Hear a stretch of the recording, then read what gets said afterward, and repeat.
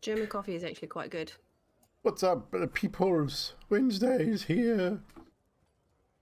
We're here for another Wednesday night into the snake pit with our group of individuals up in here. Snakes. Well, luckily there's no snakes in the snake pit. You got good there. So No what's snakes. up, chat? It is Wednesday, of course. We're here to do session 2 of our Into the Snake Pit session. Last night we did some maps, which turned out really, really cool. We pretty much finished the Swamps of Perez and Bubbler Saga's Creeping Hut, which I didn't expect, because I actually thought they were going to be a much harder build than they were, so they actually turned out really good. So tomorrow night we'll be starting on the next one, which will be the Blue Water Inn. Should be a bit of fun. What the hell is that background, Drax? You lost the other one, didn't you? He's got static instead of a dungeon wall behind him. And what are you sucking on? Looks like an ice block. Potentially. I mean, Or Drax marshmallow. Drax just can't be like everyone else. He's got to be something different. It's Narnia.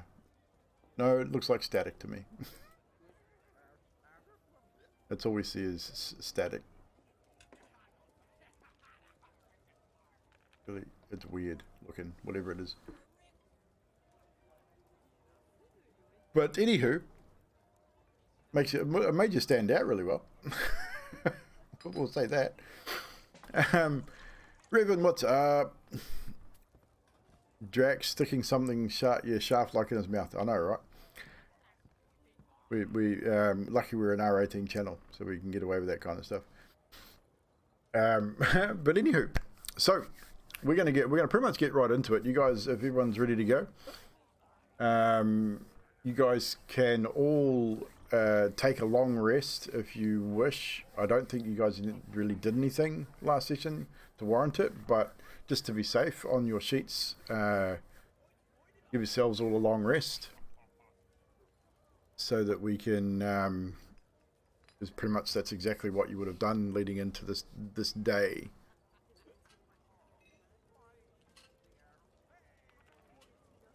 We'll wait for Drax to find it on his sheet.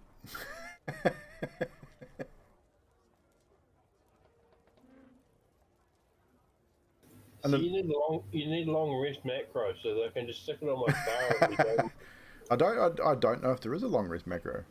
I was looking for one last Wednesday and I couldn't find it. Yeah, I don't think there is a macro for that, but it's easy enough. It's literally right.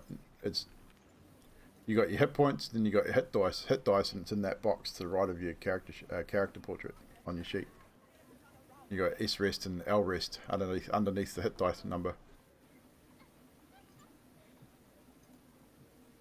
There we go. Long rests taken. So last we left off. Let me not interrupt the DM when he's talking, please. Thank you, Nutty. Last we left off, a small band of adventurers, yourselves, had been invited to Vallon, the capital city of Paradigm, to meet with Nillaby Gatom. Arriving via ship, you traversed the city and reached the Squirrel and Hydra Inn, where Nillaby had filled you in on the task at hand. Infiltrating the infamous Snake Pit Casino to find a ledger belonging to the notorious Orphinius Stone. For a couple of days, you spent your time researching information about the Snake Pit, figuring out that there was a sewer entrance where the staff would gain entry. The staff never entered through the main doors. You also discovered that if you entered the Snake Pit, you would not be allowed weapons inside, as you would be searched and weapons would be taken from you. However, entering the Snake Pit yourselves, you managed to hide a few smaller weapons inside of Arme's shell, which seemed to be perfect for daggers and such. Once inside, you spent the better part of a day and night, or the afternoon and most of the evening, gambling, drinking, eating, and scouting the inside of the casino, discovering a little bit of information here and there, discovering that most of the staff know each other, so to sneak in visibly or overtly in that respect was probably not a good idea, as it's likely that the staff would know that you're not actually staff there. You also discovered the potential whereabouts of possibly the vault access, maybe. Very broad idea of a back area.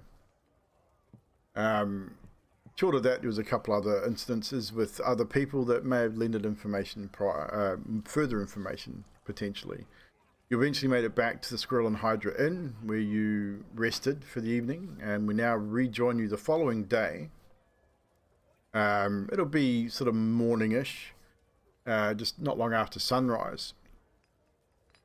Now you have an option to spend another 50 gold and do another day's research before heading back to the casino if you wish, or you can devise a plan amongst yourself to utilize the information you currently have. That is purely up to you.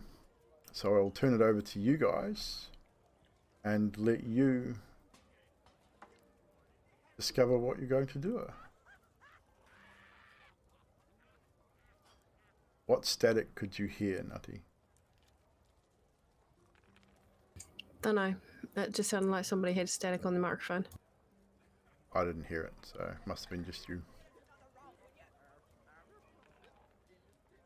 Well, good. So we'll turn it over to the players now. So you guys can decide what you're going to get up to today. How much gold have we all got? I don't know. I has 40 gold. And I swear I asked for a room without a bed in it. They never cater to centaurs in these places, you know? What use do I have for a bed? Just takes up room. Eat off it? Glad we don't share a room. That's a weird place to eat off. I have 33 gold. I feel like we could possibly persuade a few more people to get a bit more information. The more information we have, the better. Otherwise, we rely on Salanthe's tryst with Grog, and maybe she sleeps with one of the other ogre brothers and gets them at odds with each other. But that could take weeks, depending on your virility, of course. We could also go through the staff entrance. And what did we hear about the guards down there? You didn't. You just know that it's guarded. We didn't. We know it's I guarded. mean, those halflings could always help you out there. I don't think they're as useful in that respect.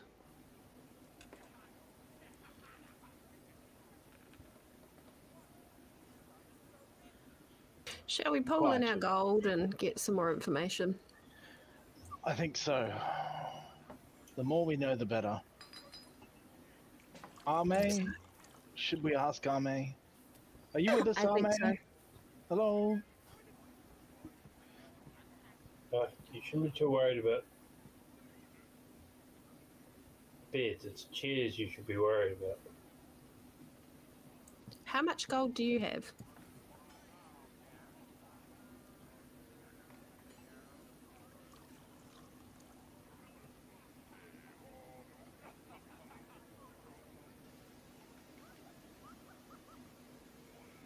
Who are you talking to? You. I'll get Tingo. How much, sorry? But 5, but double. Enough to get some fish. Okay. So between us, I've got 40. You've got 40. Thrixel has, 30? 33. 33. And Ame has what, 5, did he say? 10. 5, double. 10. 10. 10. Okay. Everyone So else heard altogether- except for you. I know. So we've got 123 gold altogether. Should be enough to grease at least one palm, maybe two. I reckon. So, Seems legit. are you in agreement that you're going to spend the 50 gold to maybe gather some more information?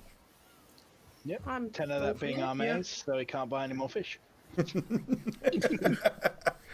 And we'll put 13 So, each. once again, as before, you have a couple of options here. You can nominate one person to make all 4 rolls, or you can make a roll each and choose which role you wish to take. So just to refresh your memories, we have a stealth roll, an intelligence roll, a wisdom roll, and then a deception, intimidation, or persuasion roll.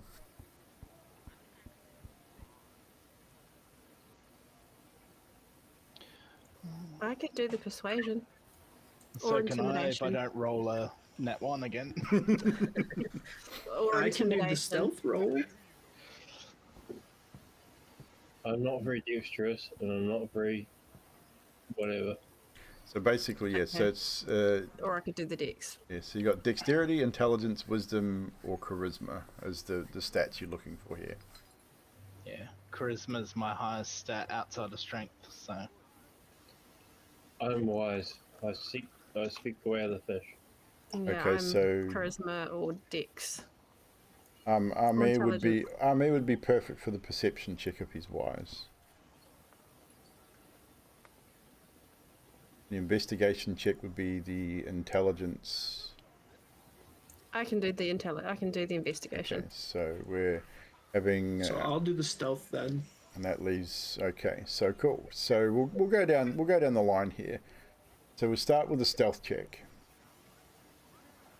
So roll a stealth check, please. Thrixel, as Thrixel heads out into the city to scout around to see what information he can determine with his ability to blend in. It appears that you're, as a lizard folk in the city of Valond, your ability to blend in is a little diminished as you get many looks wandering around the city, even pulling a hood up occasionally to try and hide yourself.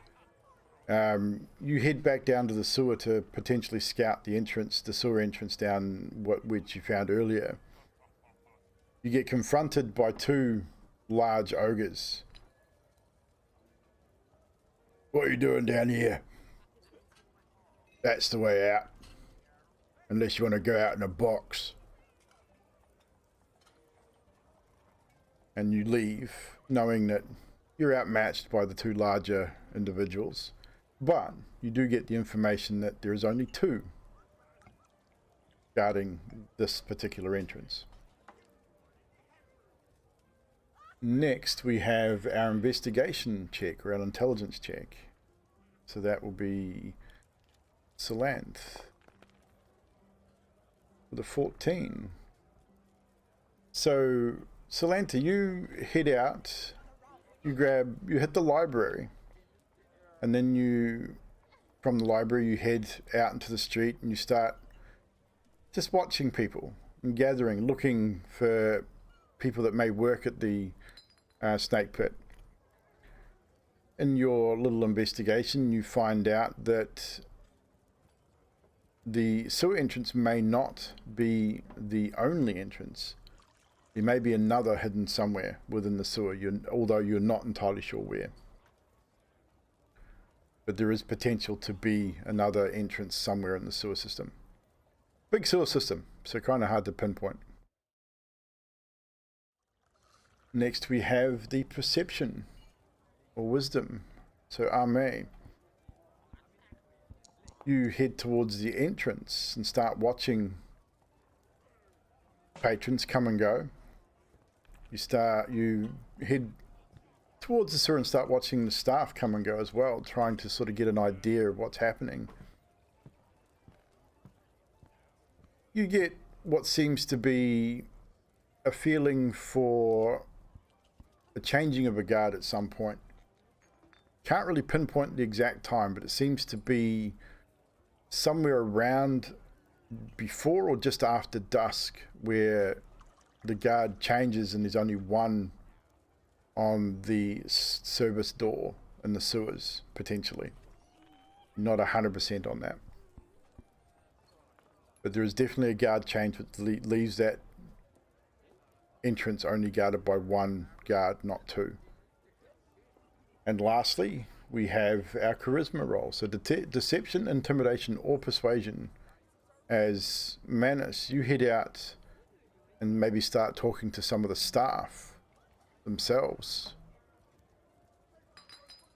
You meet up with a centaur in the city, another centaur.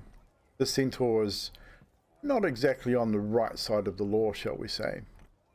He puts you on to, with some gentle persuasion, puts you on to a minotaur, a former guard of the snake pit, it seems. And he says to you, "You want to get into the snake pit, yeah? Well, sewer is your best bet to get in there unseen. Got to deal with the two ogre guards on the staff door, but if you head further down, take a fork to the right as you head into the sewer from the church just up the street there. You can bypass them guards, see? There's another entrance, about 100 yards down that tunnel. That will lead you into one of the cells at the back. It's probably locked, mind you. You've got to have someone who can pick locks to get you out of the cell, but that'll get you into the back. They did me dirty. Looking for a way to get back at them for years, but haven't had the crew. But if you're going to do it, that's how you get in." And he sort of holds his hand out and takes your entire 50 gold that you invested for his troubles. And eventually, this will take the better part of the day. So you would probably end up back at the Squirrel and Hydra by the time you've all headed out to your respective investigations.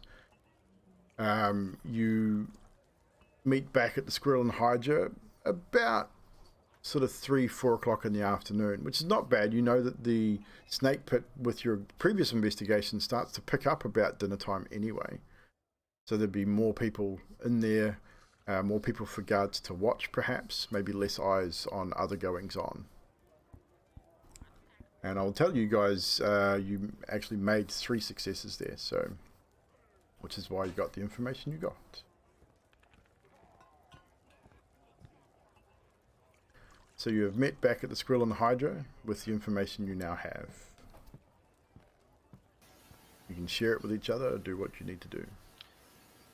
Seems to be a shift change for the ogres about just before or just after dusk.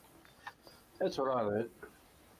There's a third entrance through a cell, a locked cell, but Strixel, do you think you might be able to pick a lock? Or maybe Salante maybe have some magic that might persuade a lock to open to us? I'm not too good with thieves' tools.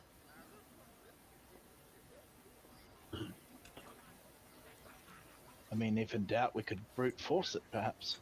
I could blow it open. Could hit it with a hammer. Maybe break it with some smithing tools. Gonna blow it open.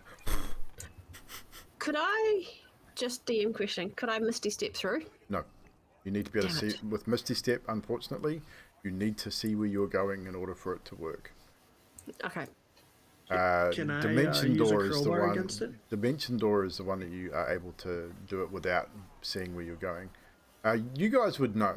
I mean, you've been together for enough time, and you've been around that you'd know any door is susceptible to tools or blunt force trauma and like depending on the type of door. If it's a steel door, it might take some brute force or some blunt force to beat your way through it, basically, or muscle your way through. So if I blow it open, do you mean get Grog to open it for you? May, please. It's not.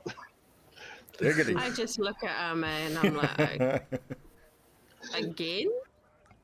Didn't we do this back in? Oh no, hang on. Sorry. What goes on? Get on. Stays on. Get on. Indeed, indeed. We may have to create a Gaton story to explore what went on in Gaton, I think. Everything happened in Gat. By the sounds of it, it was a really gnarly incident. Oh, get on, get on. Be surprised if they ever let any turtle into that town again. I know. It was, yeah. Well, what's the point in having a lake next to a town if there's not going to be a use for it? Oh, Anywho. So we're going to go for the cell door entrance? Or It's are a we little going way to try and past the. take out the two ogres?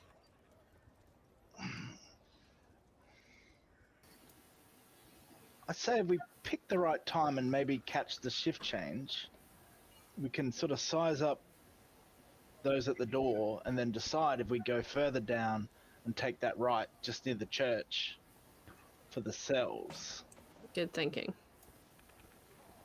I'd prefer no conflict, but I know you all feel differently.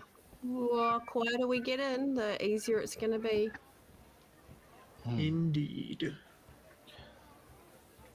So what time did you say you thought the shift change was, Same? Either just before or just after dusk, sunset, whatever. I couldn't pick an exact time, but it was just about then. There seems to be like one person out there, and then before the second one came along.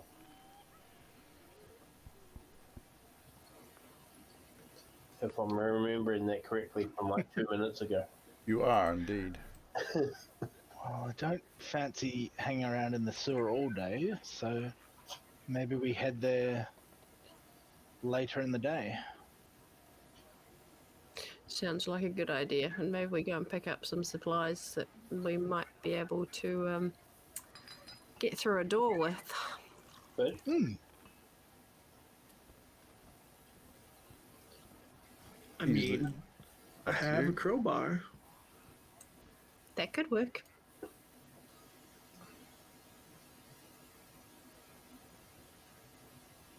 I've got a drum.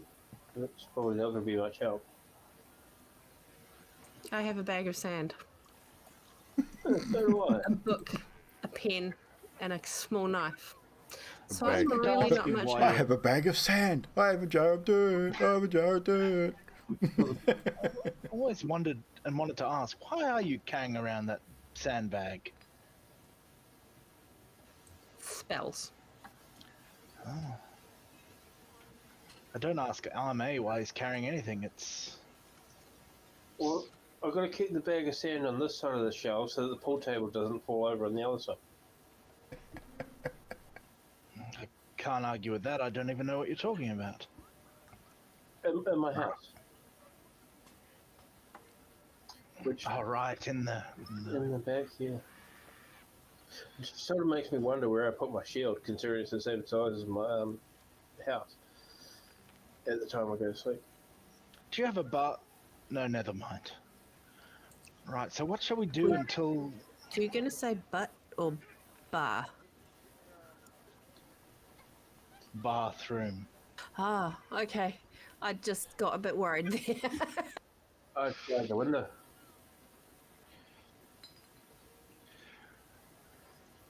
So anywho, sorry, I didn't mean to interrupt. Where shall we go? Do we? What else do we need to get into the sewer or into the cell? Masks?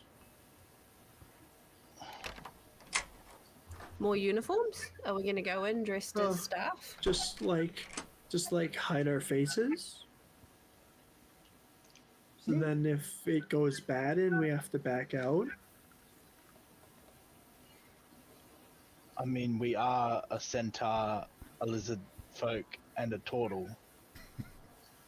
Maybe I should wear the uniform. Well, maybe we should get like giant fish costumes, and then we could, if they find us in the sewer, we could just say that we're fish swimming up the sewer, and they won't think twice. I'm definitely learning silence very soon. Cone of silence. Yeah. Oh,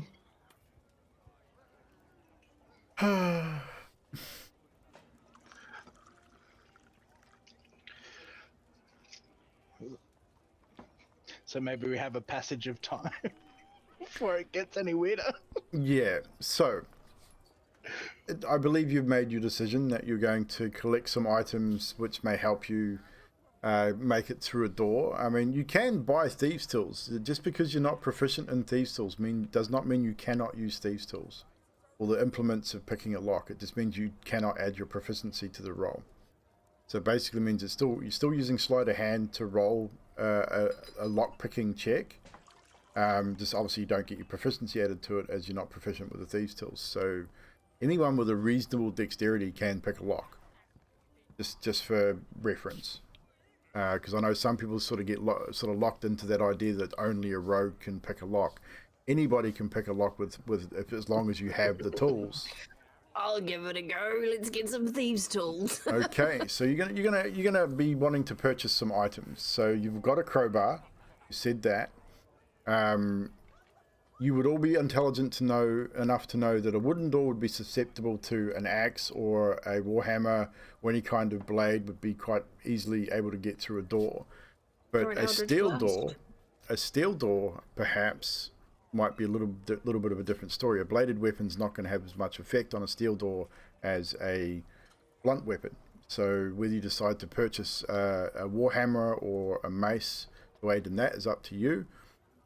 Eldritch Blast, I mean, in any kind of magic thing, you've also got to maybe account for noise as well. Trying to bust Steel down a door? door is going to be noisy. Chill touch. Freeze it. That's not how Smash chill it. touch works, I'm afraid. Damn it. Nice try, but that's not how chill Works touch fine. That's not how chill touch works.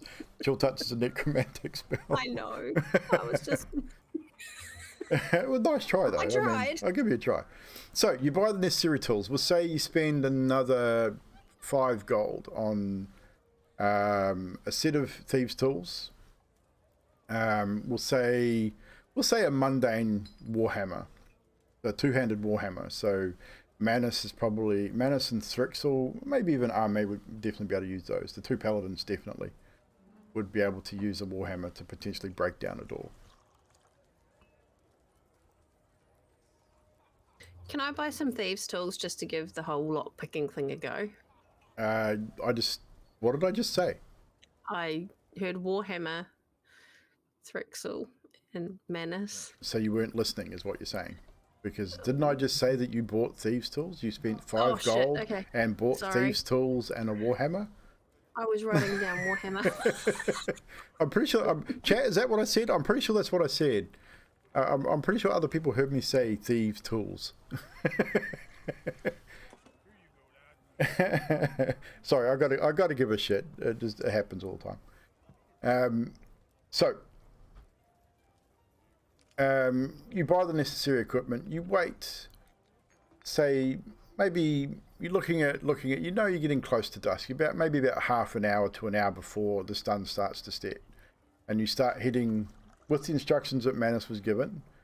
You find the church that was spoken of. You find the sewer entrance close to the church, and you head down to the sewer. It stinks. It's a sewer. It's the dirty water down here is dirty water. This is where all the sewage from the city runs.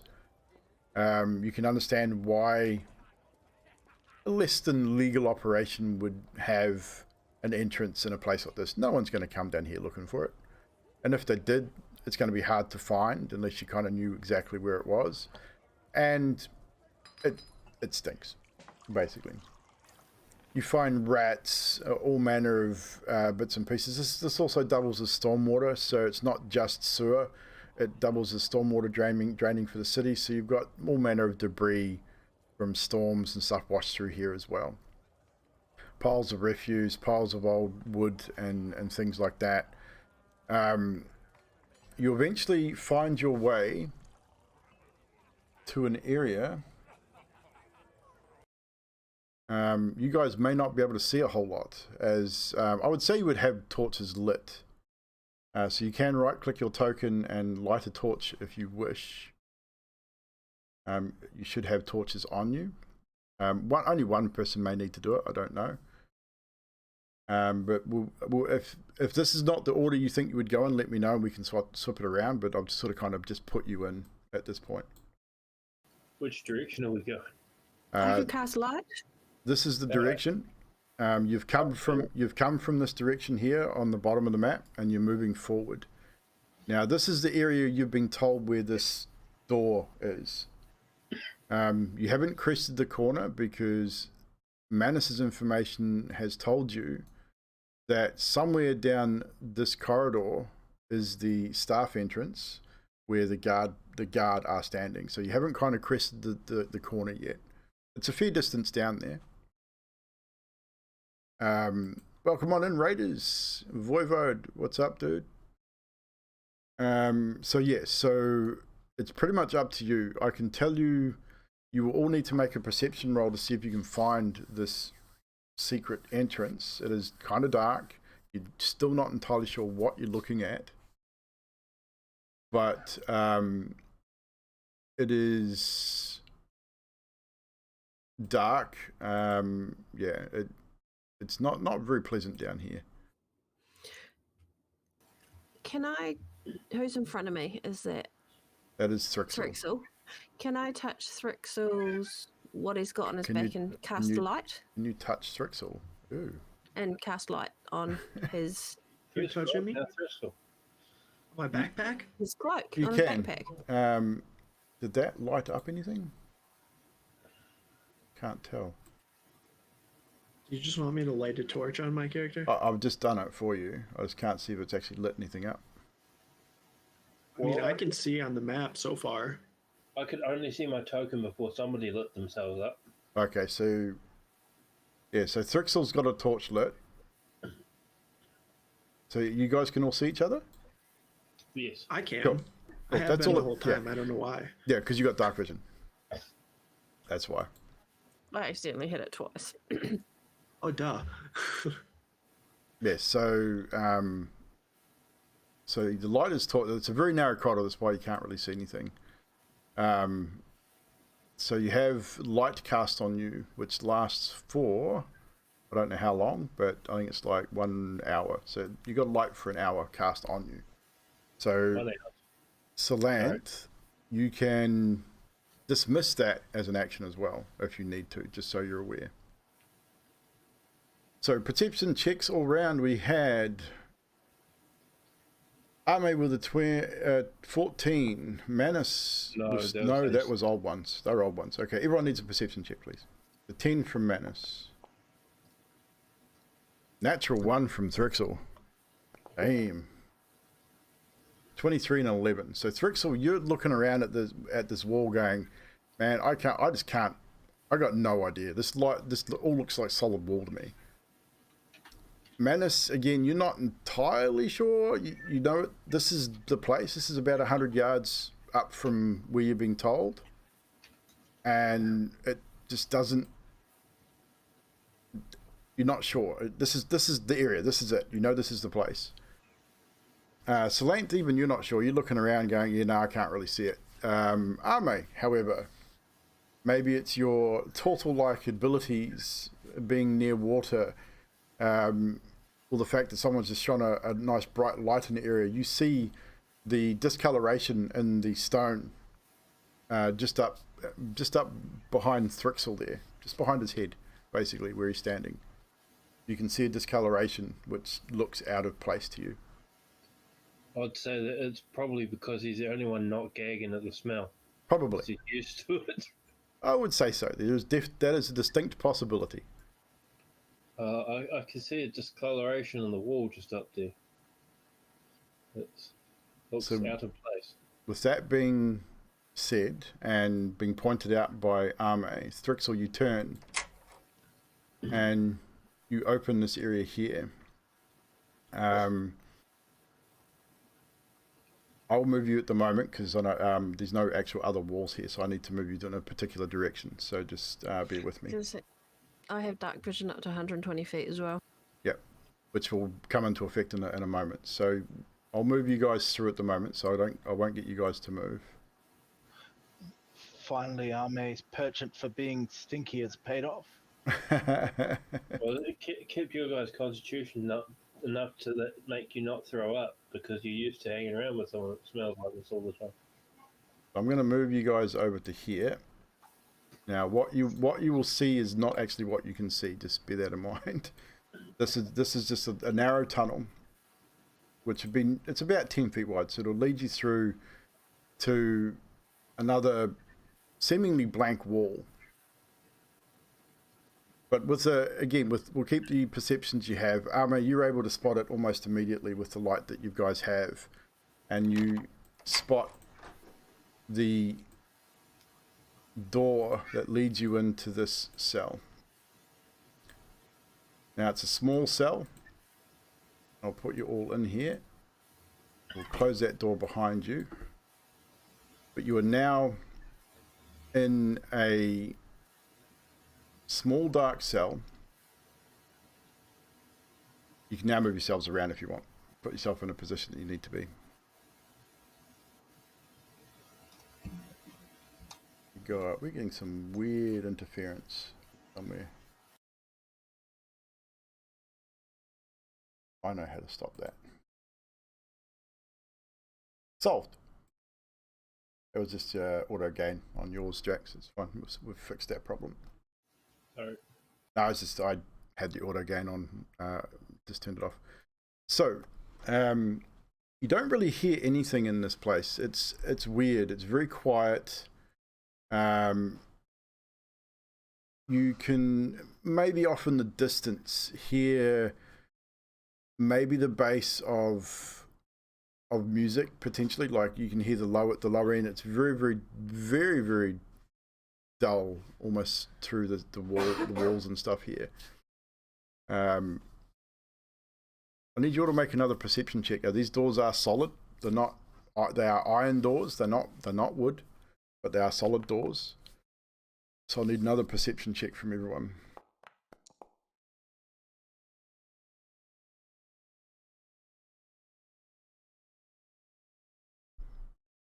And we had, yeah, we've all done pretty well actually. Who rolled a persuasion? Ame rolling persuasion instead of perception. Might want to retry that one, Ame. They both start with P, so I'll let you off. They're all over 10. So what you can hear from outside this door here is heavy footsteps. Seemingly walking away at this point, and then you hear them walk away for a bit, and then they stop. They stop for maybe, as you're listening, they stop for maybe, I don't know, 5 minutes, and then you hear them slowly walk back down, and under the light of the door, you can see the shadow of something walking past. You hear those footsteps stop outside the door. They're quite loud. And then you hear them slowly walk back down and away again. You know you got about 5 minutes. There's about a 5-minute gap between the time you lose the hearing of the footsteps before they come back again. So whatever you're going to do, you've got about 5 minutes to do it. Shall I give these thieves' tools a go? Well, maybe we should check to make sure the door's not open first. That's not a silly idea. Go check the door. You can click on it. And when it checks the door, I can't click on it because I can't see the icon. I'm assuming it's not going to open. I'll just move back again. It's not going to open.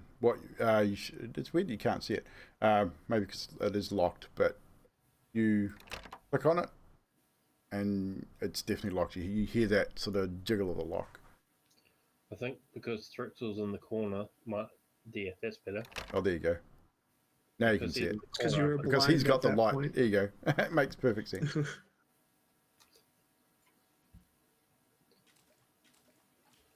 Shall I have a quick go with these tools? Yeah, have a poke around, see what you can do. Sure. Sure, I am not dexterous enough to try it. Oh, and that was the We'll sound of try the it. secret door that you heard. I forgot to play it. Now you've heard it. You're good.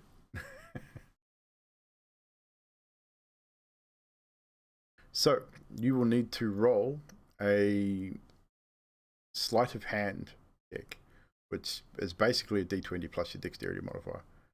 So on your list of skills, you will see sleight of hand. Well done. Well done.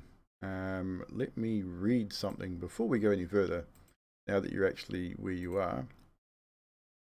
We're looking at... You are in, I believe, cell B.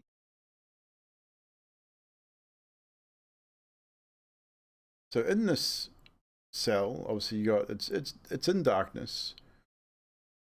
You obviously found the secret door that led into this cell. The door is solid iron with extra iron strapping. So it looks like a wooden door, but it's instead of made of wooden slats, it's made of iron slats with iron banding on it as well. It's a very, very solid door. But, however, the lock gives up its secret. As Salantha, you sort of manipulate the tumblers, and you've never... I wouldn't do that if I was you. Is that what you want to do? Because if that's what you want to do, we can roll with it. I was going to open the door once I unlocked it. Is that what you want to do? Okay. You're not going to let me finish describing things before you do stuff? No, you go first. I just had Because- it accidentally. Because we can roll with that, and things are going to happen, just for future reference. The lock gives up its secret, obviously, and you hear the tumblers unlock. At that time, you hear those footsteps start to come back down the hallway. I need to make a roll now because of what Salantha did. Are you not opening the door? You're going to crack it open, have a look, or you're going to wait, hearing the footsteps? If I can hear the footsteps, I'm just going to wait until they start to go away again. I still need to make a check for the picking of the lock. It'll be a higher DC.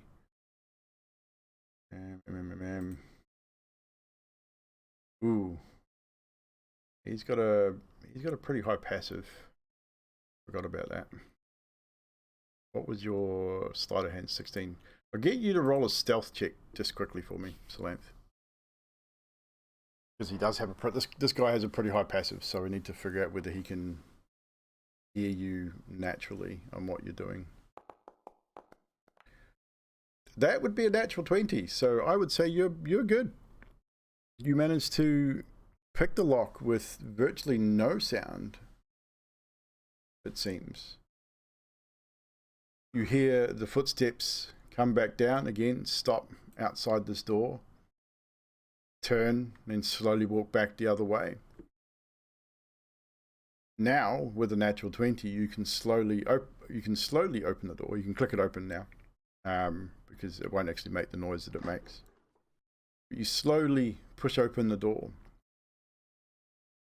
and you can move your token out slightly to have it to see, as if you would be peeking. I would allow that with your stealth check that you just rolled. You poke your head around the corner, and what you see is a large minotaur.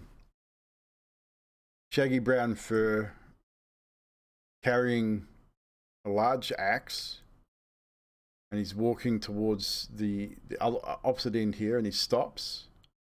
And as you sort of poke it, and as he turns, obviously you poke your head back in the door, and he starts making his way back down. What do you do? Guys, there's another Minotaur coming back. Shall we just, when he gets here, try and subdue him? Is there anywhere else to go? Not that I could see. I guess we'll have to. Well, actually, it may be in our best interest when he's down here to make a noise in here and get him to come in. Because I think we'd be better off fighting him in here than out there where people will hear more. Not a dumb idea. 6 Yeah. seconds. Make a But if he decision. thinks Let's do it. if he thinks the door's locked, he might lock the door on us again. She's good with her hands. We'll open it back up. It'll be fine. So, Rob would have been impressed. what is your plan? So we're going to make a noise when he comes back, and You can all hear his footsteps. His footfalls are heavy. Now that the door is open, you can hear those heavy hoof prints, heavy hooves on the stone floor, and yeah, he's methodically coming back down this hallway. oh, sorry, I didn't mean to have that thing. I could cast prestidigitation and cause some sparks and things to come out from the door as well. I mean, you could also just kick the floor. Yeah, well, we could do that too. Should we all just jump up and down? We could just. I mean, you could do many things without wasting a spell.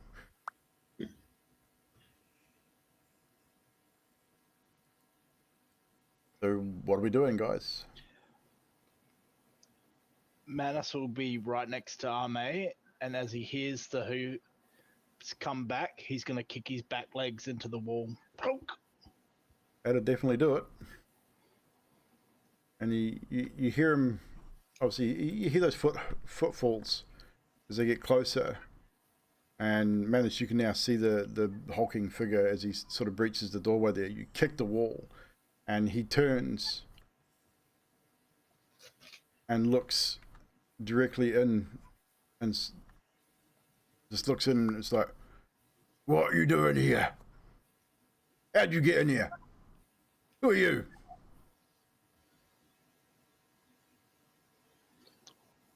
Looking for the fish market. Got lost. Roll deception with disadvantage.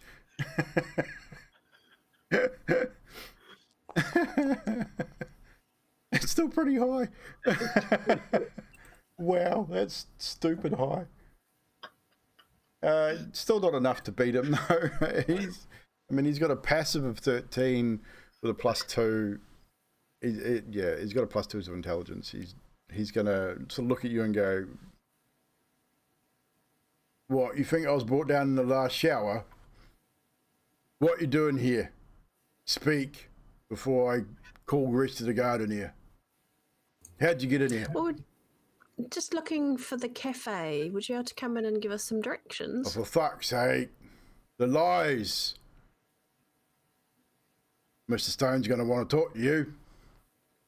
And he reaches into Mr. Stone, you say? reaches into a pouch and pulls out a stone in his Calm hand. emotions. Calm emotions. Let's see what's the save on calm emotions. Let's have a look. It Read is- off the description for the chat too, if you wouldn't mind.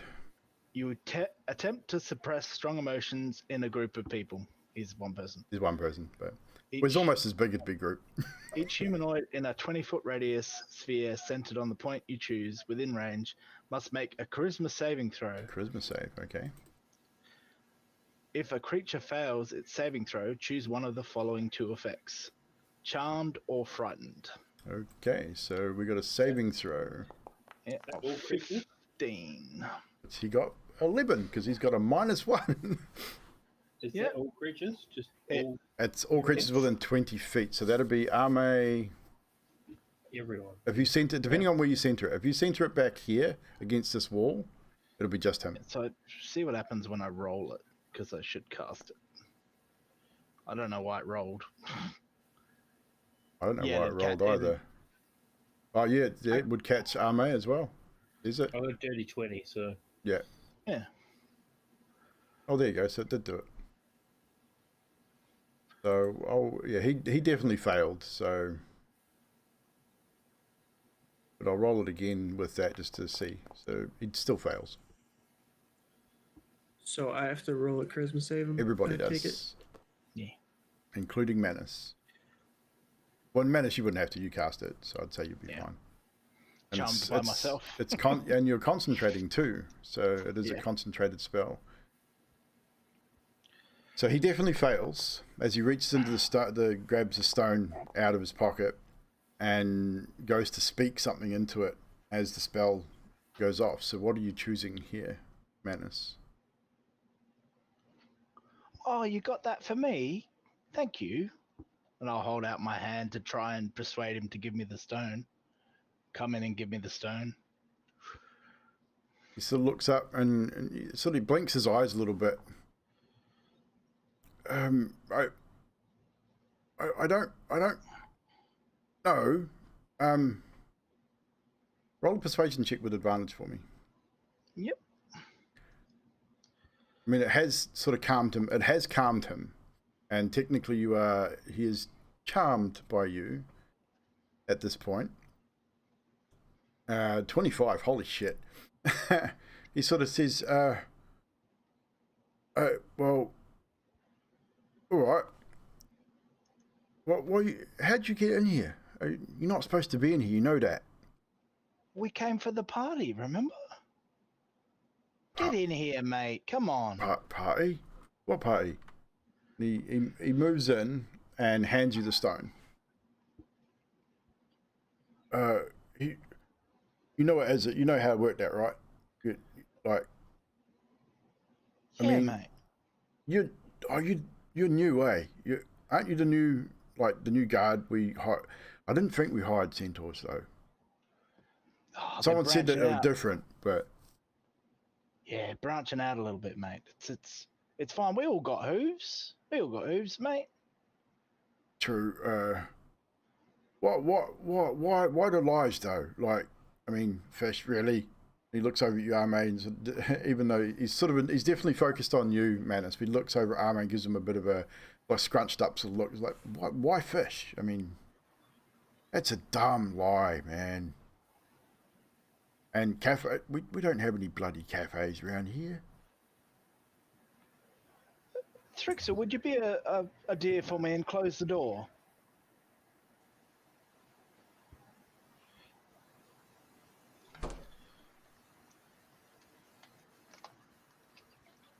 So with the door Feels closed, so terrible. he looks around and he goes, it's.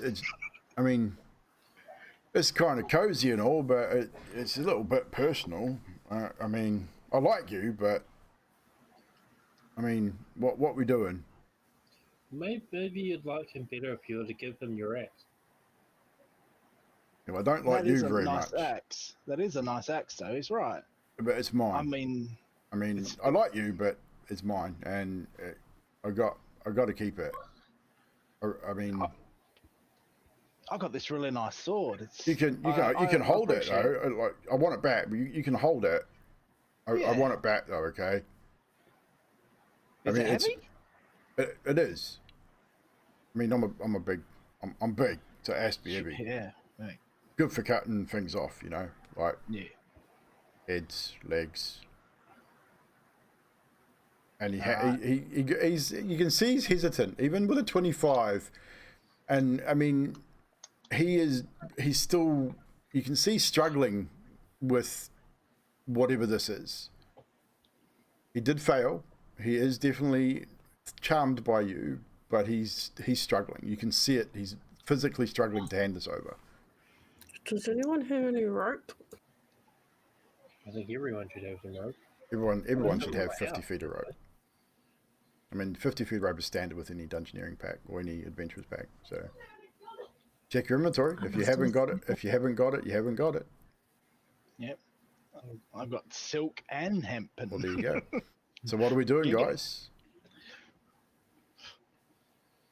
Come on, I can't do everything. Let's tie him up. Only lasts for a minute, so you've got a minute. We've got this really cool game where we just take this rope and I grab one off somebody and I start wrapping it around. No, actually, just take this in your hand and then you spin around really fast as you can, and then once you've done it, we'll then I'll have a go.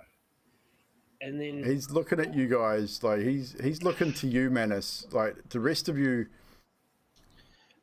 he's unsure of because this is Manus' spell. He's looking at you guys up and down like, what the fuck? I'm not letting you anywhere near me with that rope. we're just trying to help you with that. Totally didn't mean to roll that. Trying to show you the party games from the party we're having. I'm listening to the door, by the way. Yep, no worries. You didn't mean to roll that, Nut, are you sure? Then why roll it? I was reading it. I read it and I had it by accident. Right. I don't think they should be in here. They're acting a bit weird, mate. I might see them out, and I'll Yeah. move past them to the door. Like we should. They're not right for this place. I think you're right. You I mean, we're supposed to arrest him, put him in here for Mr. Stone to, deal with, because that's what he does. He deals with stuff. We just bring him here. Or I could get the boys. We could rough them up a bit. That's always fun. Yeah. Or nah, I think it's all right. I think we'll just see him out. The Turtle's a bit weird. I mean, the short one's a bit weird too. Yeah. They're all a bit fucking weird, man. I mean, Did they give you the keys for this place? haven't you got one? You should have got one already. You've been hired and everything. Yeah. Oh. You can see starting to maybe change his tune a little bit. It's getting That's close the to the end problem of with that not wearing minute. Pants. I don't have any pockets. You see pants. That's wearing true. he's not wearing pants either. He's wearing like a loincloth to cover indiscriminate bits, but he has a pouch, and so he doesn't actually have pants and pockets either. Oh, see, you're a smart fella. I didn't even think about that. Well, take him outside, and then we'll if we lead him out, and we're going to have to chuck them out though. They can't stay. They've got weapons on them. I mean, we got to hide them, otherwise, man, that's just not allowed. Right. Okay. Well, I'll lead them out.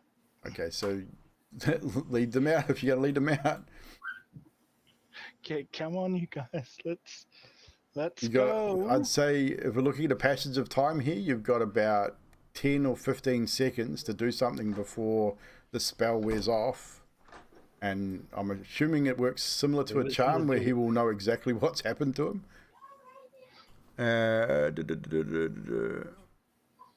Yeah, it becomes hot. Yeah, he'll become hostile again if you don't deal with it soon.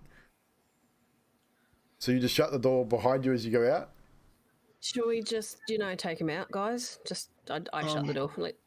Can you lock it again? I And he's can got some try. keys. In a He's second? got keys. Yeah, but keys don't usually work from the inside on normal doors like that. As you close the door from the outside, I mean, there is a keyhole there which you obviously were able to unlock, but you notice, Salanth specifically, there's also a section above the key, a very smooth square pad almost. And you guys noticed when you were first here that the lock that was opened in the main foyer area was not done by a key. It was done by a key card. A card of sorts. We need his card. Let's just take him out, knock him out, and 5 take his seconds, card. make a decision.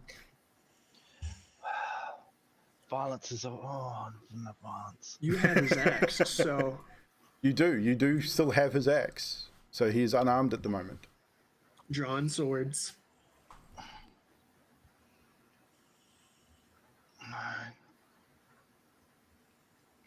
I may would have given everyone their weapons back the night before.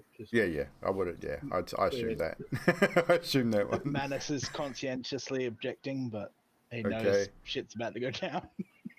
So I would say it is about now that the spell fades, and you hear from inside, "What the bloody where?" And you hear him literally run for like two big steps, and he is on the door. Okay, Door we don't have any opens, choice now. and he runs into the door frame, right into who's that Ame right there. Did you just shut the door on him? No, Ame, I didn't, but somebody did. I did. please don't do that. You're not close enough to I shut was the trying door to on him. target him, sorry. So he will initiate the combat situation here. So we will roll some initiative, guys. 1 second, when I find out where my initiative doofer is. There it is. Let's roll some When did initiative. the door open? The door is open. Did it open in or did it open out? Out, I believe. Okay. I think. Because, yeah, I would have moved there to lean on the door, but if I'd assume it would have opened inward. No, cell doors I'd say open outwards. So if you're leaning on the door, we'll have to make a contested strength check at the top of this initiative. Oh, okay. So roll your initiative. We'll get that out of the way first.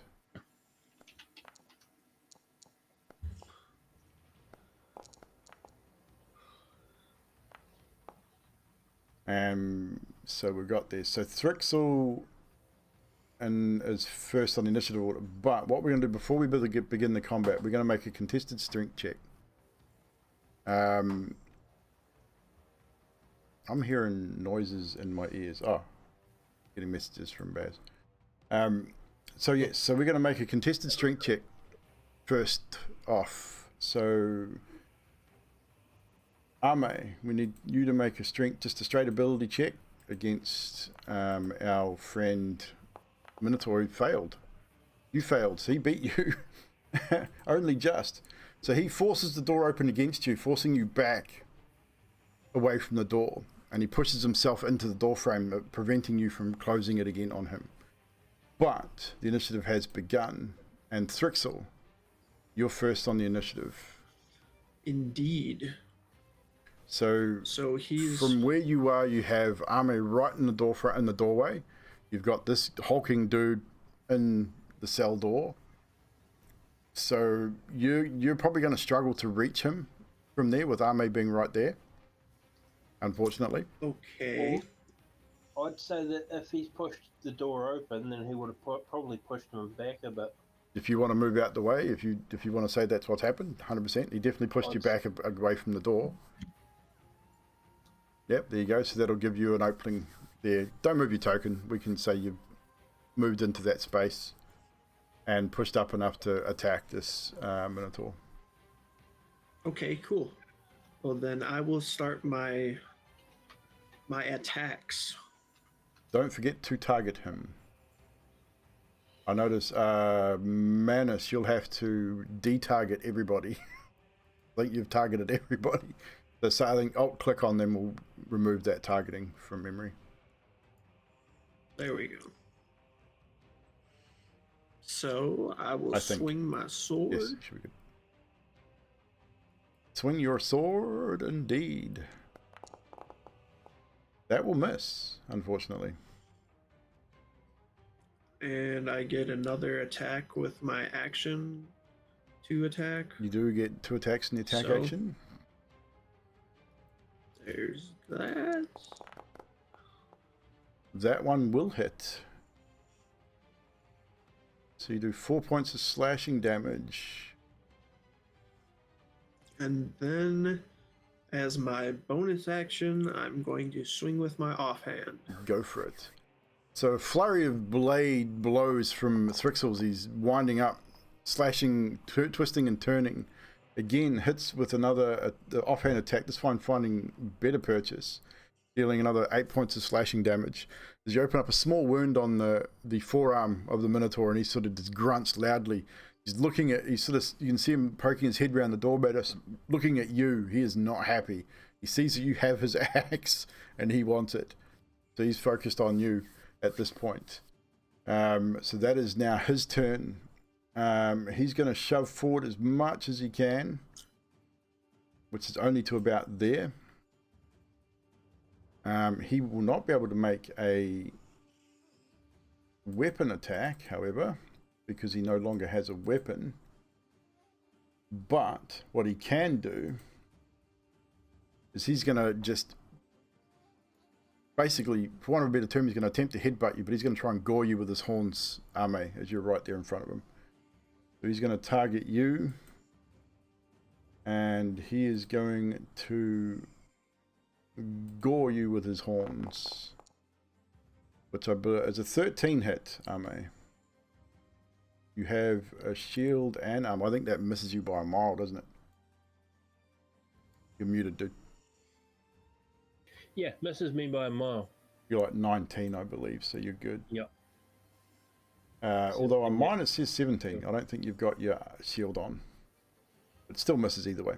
So you're able to get yourself in a position where you are not able to be hit. Let's double check, make sure your shield's... Oh no, it hasn't showed your shield on there.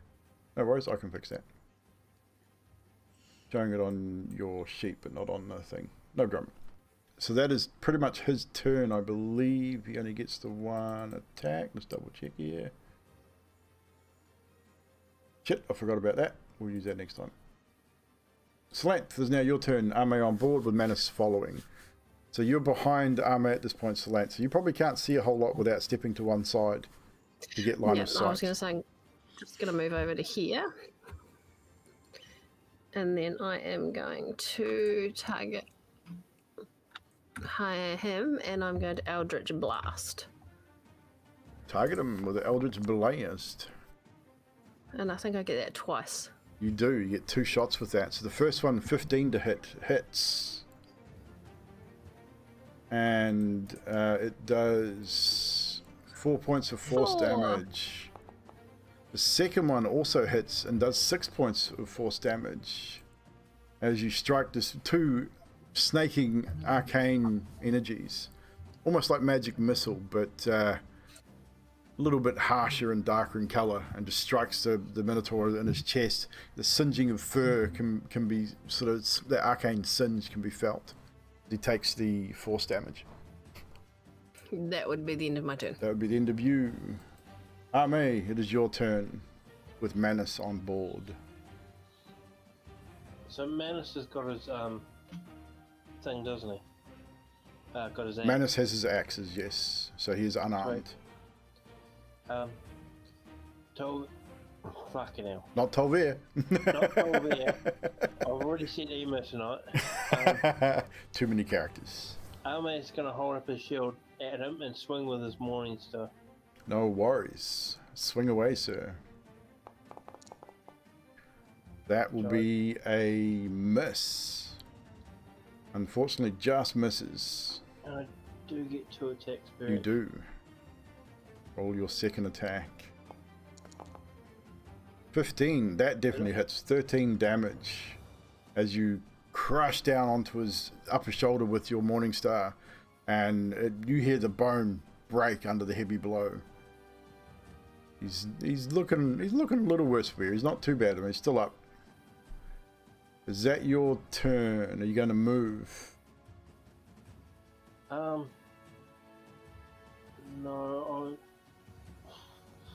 You can move to here without an attack of opportunity because you're still within range to allow Manus in if you wish. Can I move back to the wall? I would say yes, because this is only like 10 feet wide, so I would allow it. Yeah. Just to allow everyone else in? Yep, I would allow it. I'd say that you're still within melee range of this, so I'd say that's okay. Yeah. Sweet. I'll end my turn there. Okay, so if you're using your HUD, you can click end turn. There we go. Manus, you're up. This Minotaur's just doing his job. We could. He's like, wait, and he sort of lifts his hand up, and I will target him, and I will try and cast Sleep, which I feel bad for the DM for. No, sleep kind of sucks, but it does kind of suck. But I think I've got the understanding of how it works now. So okay. So I shall cast it. You've got to beat 41 for it to work, unfortunately. Yeah. So unfortunately, it does not work. You Wow. release the spell, and because, I mean, he was hurt. He's definitely hurt, but he's not hurt enough to the sleep to affect. You sort of see him blink his eyes and shakes his head. He snorts that sort of typical bull snort, the air coming from his nostrils, and he sort of shakes his head, shakes his whole body, and then again turns and looks at you. I'm gonna kill you.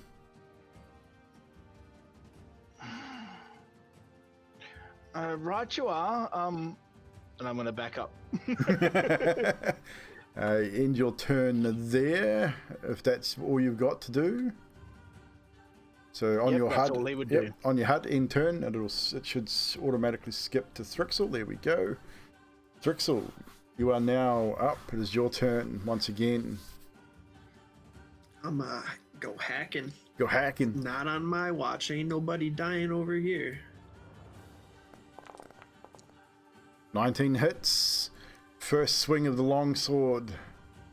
And another 8 points of damage. You've opened up a large wound just across his chest now.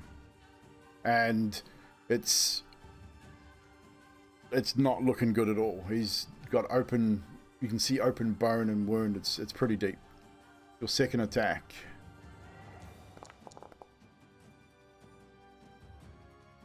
(18) 23 definitely hits. Another 5 points of slashing damage. You open that wound further. And I dare say your offhand attack to follow up as well, being a 2-weapon fighter. Unfortunately misses. He seems to be able to sort of sense it's coming and comes down with a horn and deflects that shot with one of his horns. Is that your turn? Are you going to move? That'll be my turn for right now. I'm standing right there. Yeah, someone just put a template up. I saw that. Yeah, because it's a 20-foot sphere, and I was trying to work if I could. Right, yeah. If I could put it just so to get the Minotaur, and I could. Otherwise, it'd have to affect them too. And It wouldn't have affected anyone with the 21 anyway. The thing is, with a sleep spell, it's only really good at the lower levels, like under level 3, technically, because of how much you can affect, unless you roll really, really high. It's a great spell, but it's just so underutilized and underpowered, I think they should definitely need to rework it for next edition. So with that, it is now his turn. He is not happy at all. He is going to recklessly attack, and he's going to move forward and turn into you, Thrixel. So he's going to get advantage on this attack with his gore. He doesn't have a great axe anymore, but he's going to try and gore you with his horn. He's going to push himself sort of out into this gap in the door, which Arme has created. We're going to move him out to about here. Let's see if we can get him in the right spot here. And he's going to turn to face you. And he gets 23 to hit with 10 points of piercing damage. I can add that damage to you, so you don't have to worry about it. Cool. I believe, does he get any extra? No, it just gives him advantage, but it also gives you advantage on attacks against him, guys, just so you know. As he's moved out, he's attacked recklessly, so that is his turn. Salant, it is now your turn. I'm pretty sure it's all attacks, just let me double check. Yes, so all attacks, all melee attacks against him.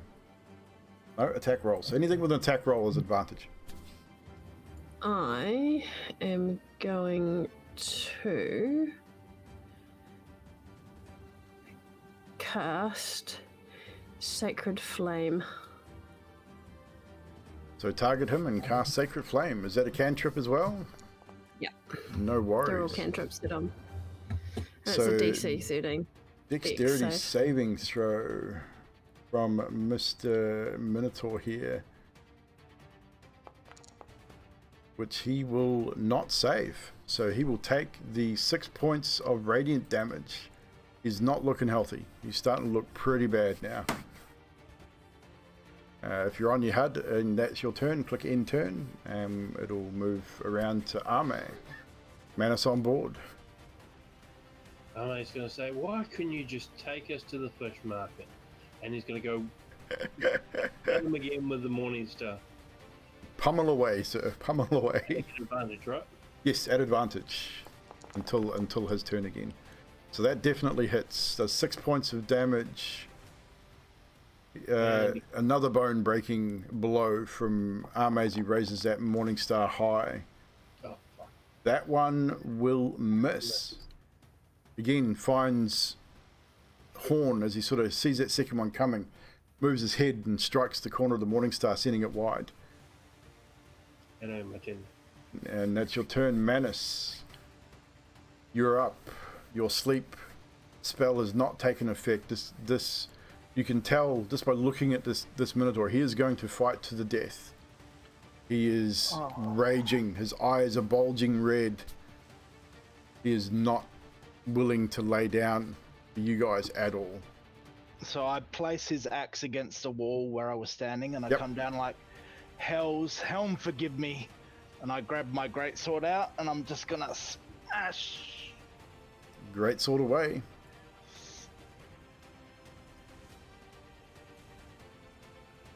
At advantage. At advantage, indeed. Sticks and stones dropping another 5 gifted subs in the channel. Right as we deal a natural 20. Couldn't have been timed any better. A natural 20 from Manus, praying to his god Helm as he, holy crap, with the gifted subs and the natural 20s in there. The stream had a bit of a waz there. But it's all good, it'll catch up. Describe, Manus, how you, because this will definitely kill him. Oh my god. Without any, it'll be a single blow death. He is dead. So, Manus, if you would like to describe how you end the life of this Minotaur guard. So he sort of twirls the sword in his hands and brings it up. And he's very reluctant, but he sort of comes down just a bit harder than he's expecting and sort of just crushes him right between the horns. And he's like, "Oh, God." So, again, yeah, the premise is out there. Manus raises his great axe, both hands, gripping it tightly. Mind turns to Helm. Helm, forgive me, as he raises it high and brings it down. And without even thinking, puts everything he has behind it.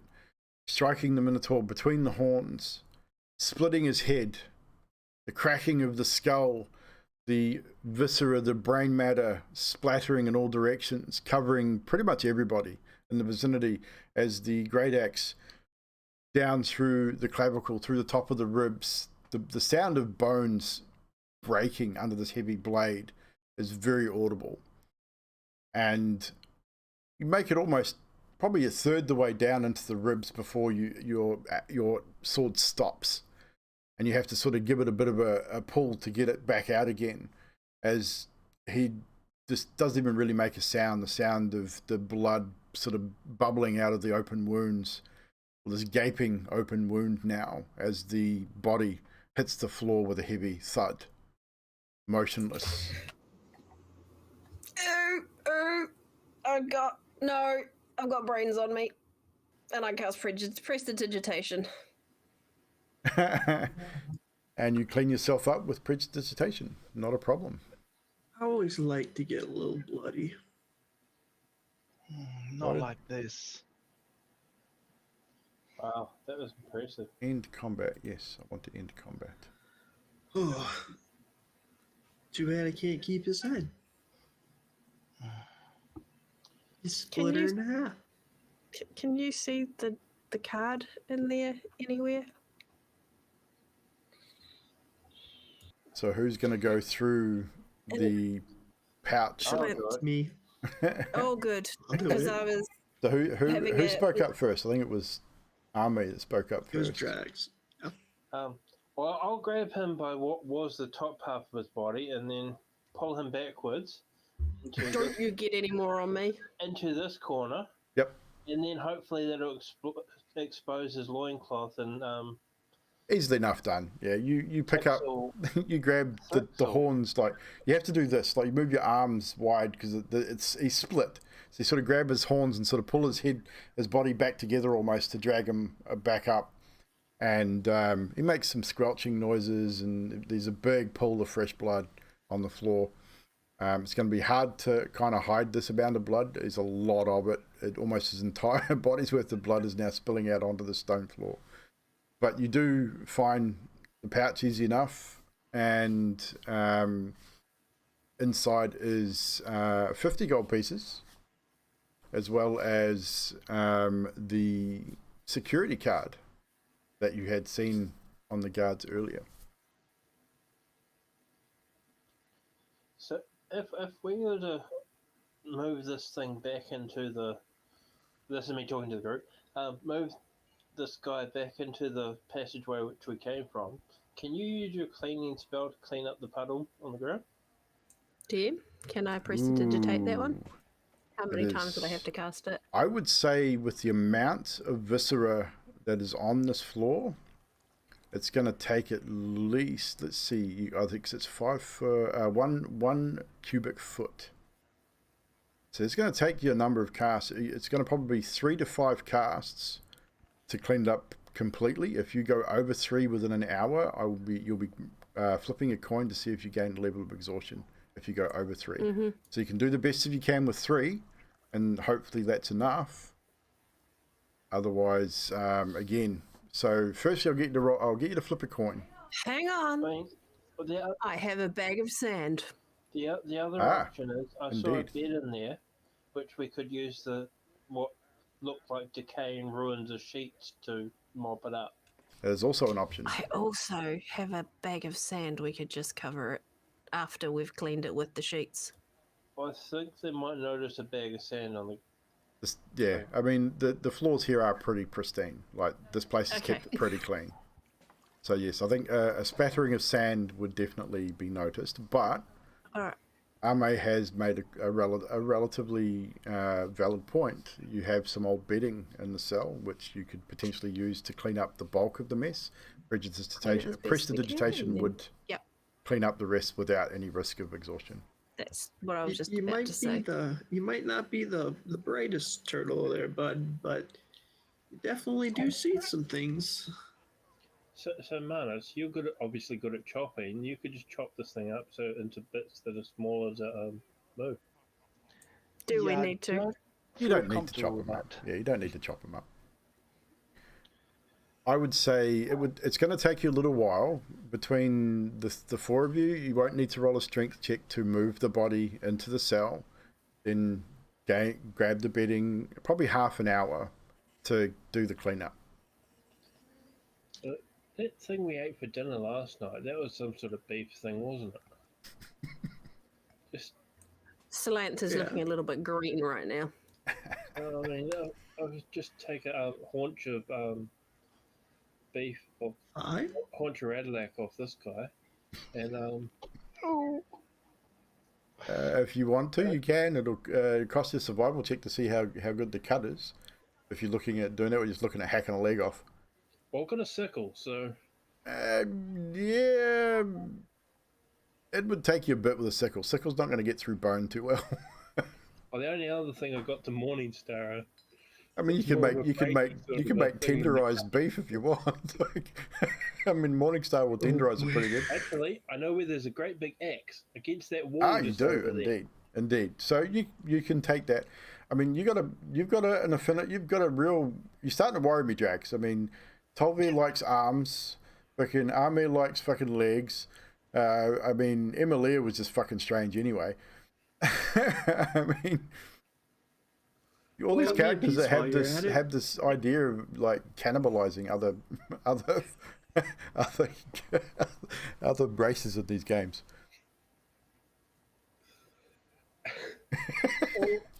You guys are trying to get him off fish, so Eh, he's willing to try new meat. So he's going to go up there and grab the axe from the wall, and come back and take an attempt to take. with an axe, yeah, I mean, you don't even need a survival check. An axe is easy enough to sever a limb. You can cut me some too. The thing is, where you're going to put it, it's fresh. It's going to bleed. In your pack, it's Wrap probably it in going a to bleed. sheet. It's probably going to bleed through.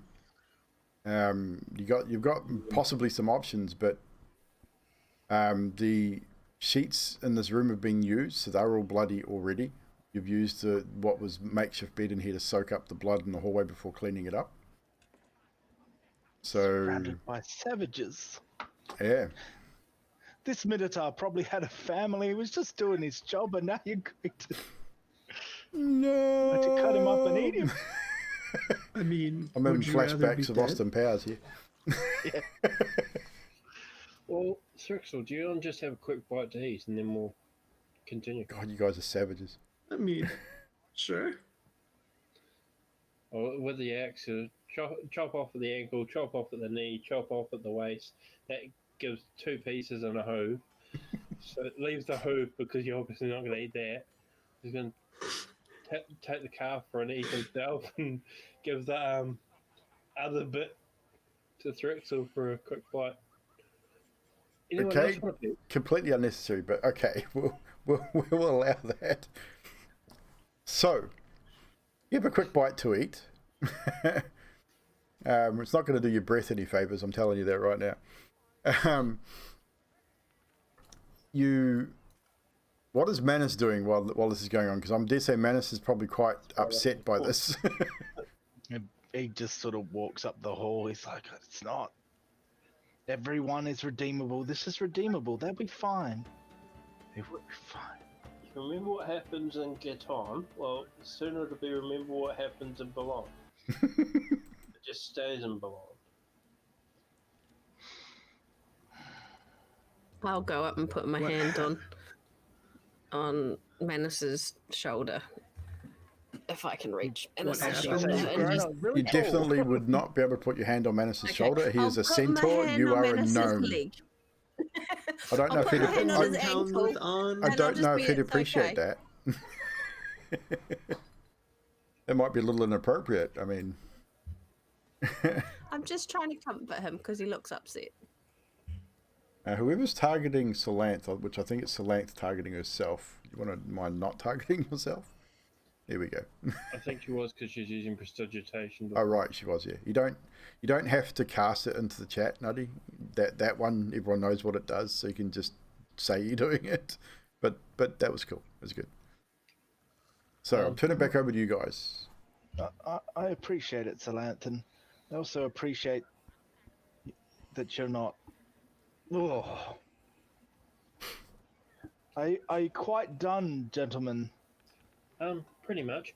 How? Just had a question. How badly did the Thrixel look like he got hit? Oh, you can do a I medicine don't know check to why find out, or you can just ask him. Are you? I don't know why I have that, but No, you do. You took damage. well, yeah. I thought that was saying I was bloody. No, that's just saying you took damage. Oh, When you're bloody, you'll get the bloody condition. Every time you take okay. damage, it'll put blood on your token to say you've taken damage. Okay. Thrixel, how hurt are you? I see you got. I'm doing pretty good. Do you need any booster? I think I'm good for right now. Okay. I mean, You may still want to bandage the wound at least to cover up the bleeding, perhaps. So you can run that. Again, makeshift bandage, rags, whatever. If you do have a medicine kit, that'll be part of a medicine kit. No, I do not. I don't think. nope. I had a mess kit. We could use a tablecloth. Got rope. I don't think is there a tablecloth in a mess kit? I don't think there is. I would never. I'm pretty sure there's not. We're not that civilized. You've just eaten off a dead minotaur. I don't think you have a tablecloth in your mess kit. I mean, I could take a little sensual healing, if you know what I mean. All right. I can always cast Healing Light. No, I can heal him. I just don't know how to do it from thing without being in combat. I hear you, but I can't even look at you right now. Ooh. You shouldn't have to be in combat to heal him. I think you can still target me. You should be able to still target him Yeah. without being in combat for a heal. Yeah, okay. How do I find that? So which heal are you looking at casting? Oh, wait. If we go to spellbook, it'll be in there, won't it? Yes, all your spells will be in there. Oh, yeah, I was looking for the other thing. Lay on hands? That'll be under I was feature. thinking cure wounds. Yeah, if you're looking for lay on hands, it's under features. Alright, cure wounds will do. So you give them a touch and use cure wounds. I Yeah. don't know what level it's gonna do it at. It'll tell you to choose. It'll ask you to choose what level. Aha, there we go. There we go. Look at There that. you go. Seven Points of healing. damage. And the cool thing about that is that I can now remove the blood from your token. Now that you've been healed, sir. Um,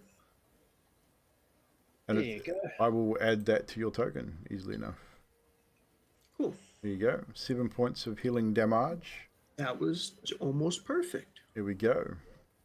So Arme, you watch him. I mean, the rest of you watch Arme do his thing. He moves his hands. He touches Trixel on the shoulder, and you see that radiant energy pass through him into Trixel, and watch the wound close. Almost forgot as a paladin. So you are now in an empty hallway. You have a door to your north up here, and you can hear the sounds of people and drinking from the other side of the door.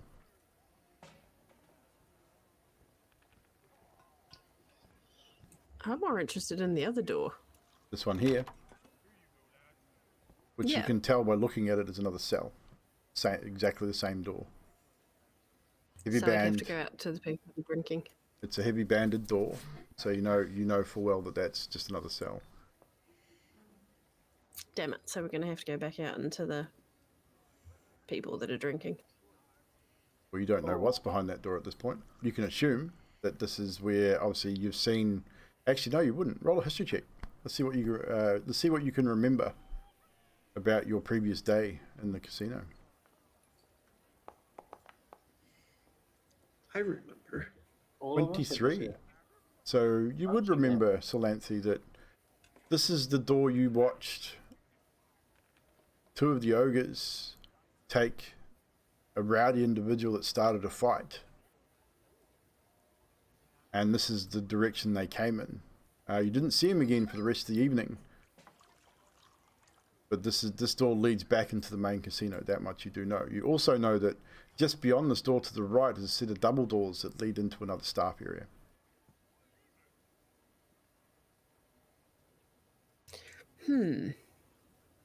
So we have to kind of maybe try and sneak out and then sneak back into those other doors. We've got the key card now, eh? You do? But wasn't there a great big ogre right by the door? Well, you know that they do patrol that area. Whether they're still there or not, you've got no idea at this point. Can we just peek Grog would through be the door? outside to the left. Again, they're not static. They do move. Well, I'm just Okay. saying there was that one posted outside to the left. They still do move. They're not. He doesn't stand there for 12 hours. They do move. I'd There's say we should just generally- have a little peek out and see what's going on and see if we can sneak back out there. Okay, so don't open the door just yet. I- Who I is do going it. to peek? It's Ame, sweet. you wanted to do something. First of all, I'm going to shut this door just in case we are leaving, and I'm just going to say, if we do end up leaving, hide your weapons because we're not allowed them in there. Good luck, Manus. Yeah, well, I'll get a shield. Good luck, Sorry, Ame.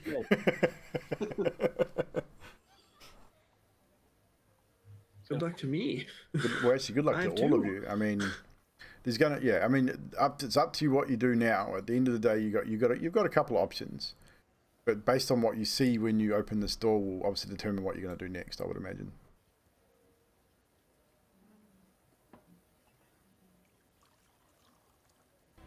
So, who is opening the door to have a peek? Most people would look straight over my head if I peeked out. Yeah, I feel like I've done quite enough. Quite enough what? Quite total. Still seeing like, just like As Manus is saying that, I'm gonna be like walk up and just give him a pat on like middle back area ish, up from his butt, obviously. Sorry, I had to see that. Why? We had breakfast at the inn. We could have gone back for dinner. Could have brought a That was doggy lunch. bag. Doggy bag. That's a great idea.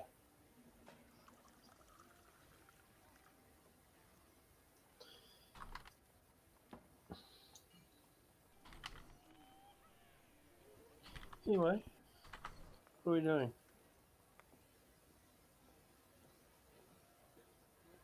I'm going to walk up and peek out. Okay, before you peek, roll a stealth check, please, because you're going to want to try and open the door quietly. Roasted chicken with the sub. What's up, chicken? Haven't seen your face around here for a while.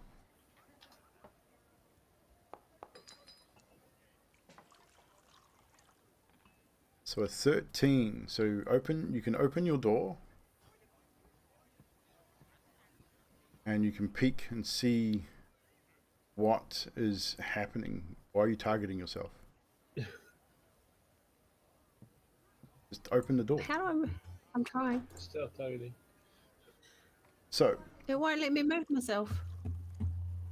well then you're not targeting yourself. You're not highlighted your token. You click once on it. You don't target yourself. You click once on your token to highlight it, and then you move yourself with your arrow keys. If you're having issues moving, reload the channel. You hadn't highlighted yourself, had you? No. No, I didn't think so. Terrible, Nutty, terrible. So what you see is, we'll show the stream what you see. So this is what you see. You can, that's pretty much all you're going to get from where you currently, if you just crack the door and have a look. You can see that one of the ogres here is walking in that northerly direction. You've got a bard here that is playing. He is actually facing that way. You can see the double doors here. You can assume with the noise that's from here at the moment that it's fairly well busy. You might get away with getting through those doors without being seen. You're not sure. I'm tempted to give it a go. Well, it's up to you what you do. I mean, at this point, as far as you know, you've not been noticed peeking through the door. Do you close it again, or do you continue peeking? I'm going to continue. I'm actually going to walk out and stroll over to these doors here and just stand there. You're just going to stand there in the open where everyone can see you, or you're going to continue through the doors? I'm going to continue through the doors. Put yourself where you're going to be. Manus is going to close this door. Yep. Close it if you want. You close the door behind you or leave it wide open? I'm going to close the door behind me. So, as you close the door, you notice in this room, there's just one staff member sitting here. Got his back to you. He's eating. Doesn't seem to have noticed you. You wait for a moment. Does not seem that you have been noticed going through the main, noticed by anyone of note. You don't hear footsteps.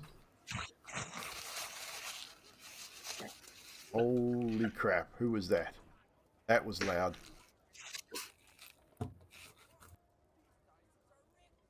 Jesus. It was actually been noticed. That was stupid loud. Fucking hell, Nutty. Try not to blow my nose on stream. I was like, what? So Lance blows her nose and alerts the whole staff room that she's there. But it appears that for the time being, Solantha, you have not been noticed. Oh, and then she coughs. So we'll leave you there for the time being. So, Manus, you watched as Solantha, she went through the door. Before you had a chance to say anything, she was gone. Scuttled across the room and through the double doors, closed it behind her, and disappears. As you then close the door to avoid being noticed. Well, we've lost a gnome. I don't think the rest of us could get away with that, so perhaps we don't. Hear me out. If we go back to the Minotaur, we skin him, and then we make an outfit. No, I don't know about that.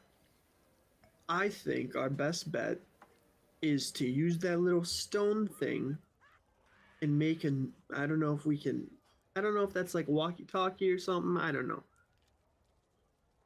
Communications, talking to Mr. Stone and all the other guards type of deal. But maybe we tell them that somebody broke into the weapons storage room, and maybe it'll get some of the ogres out of the room in front of us. And then, distraction, we can get around the corner.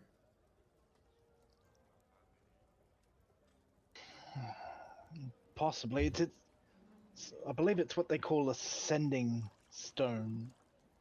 All three of you make intelligence checks for me, please. Let's see whether you do know what this particular thing is. I would say that most of you probably would have seen one. May, not so much. Looks like a stone. Looks like a rock to me. Yeah, Thrixel and Manus. Manus, definitely, you're on the money there. You're pretty certain it's a sending stone. I've seen a lot of stones that look like that on the bottom of the ocean.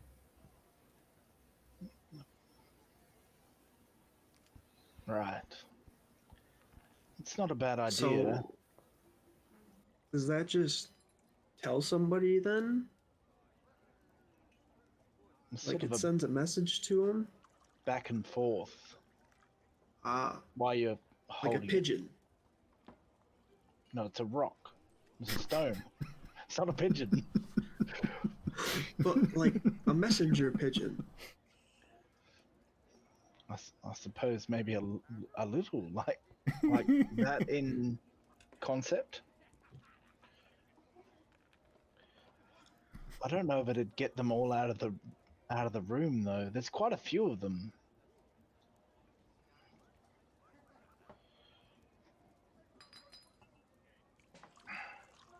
We could say that it's at the sewer entrance that we didn't use, and that there's like 40 armed guards. They need to send all help there.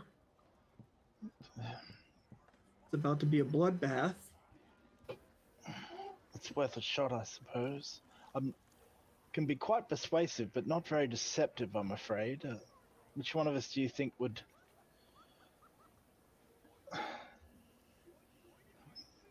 Okay, Speak like the Minotaur. what I'm going to do here is I'm going to get Manus. Actually, just Manus at this point, because you were the one that spoke to the Minotaur. Roll an insight check for me.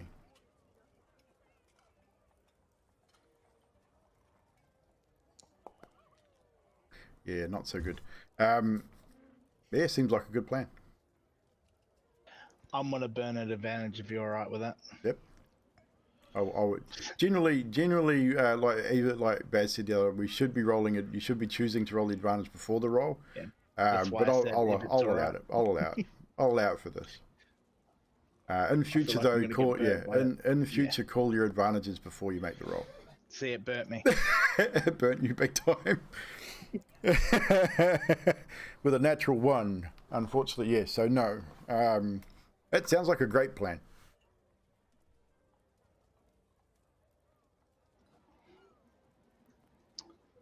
So, which one of you two think you could possibly pull off that Minotaur's accent?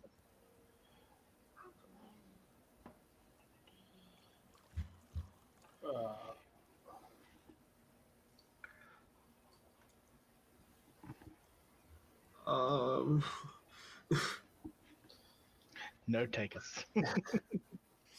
Well, you saw how convincing I was when I said we're going to the fish market. So, How many fish in the markets same boat. did you find in a sewer?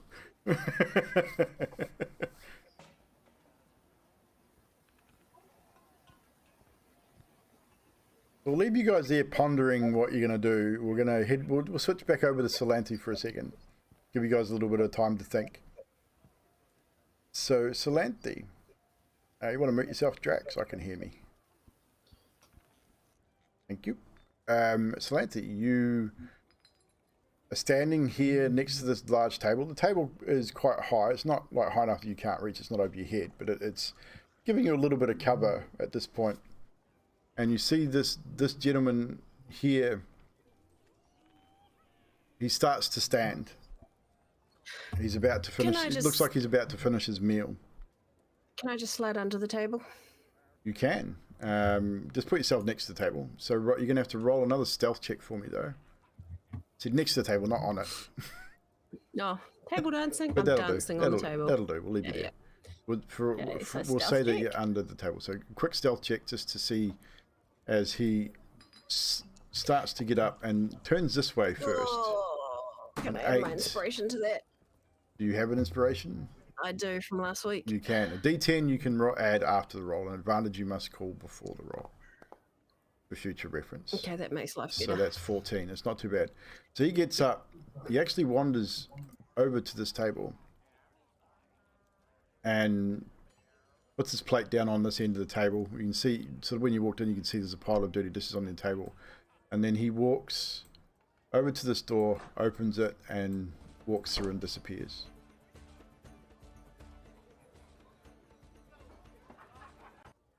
I'm so tempted. I want to have a look down this hallway. It's up to you. I mean, you have a current stealth check, so you can do if you wish. I'm gonna have a sneaky peek down the hallway. So you peek your head around the corner, and that's exactly what you see: an empty hallway. Oh wow! Okay.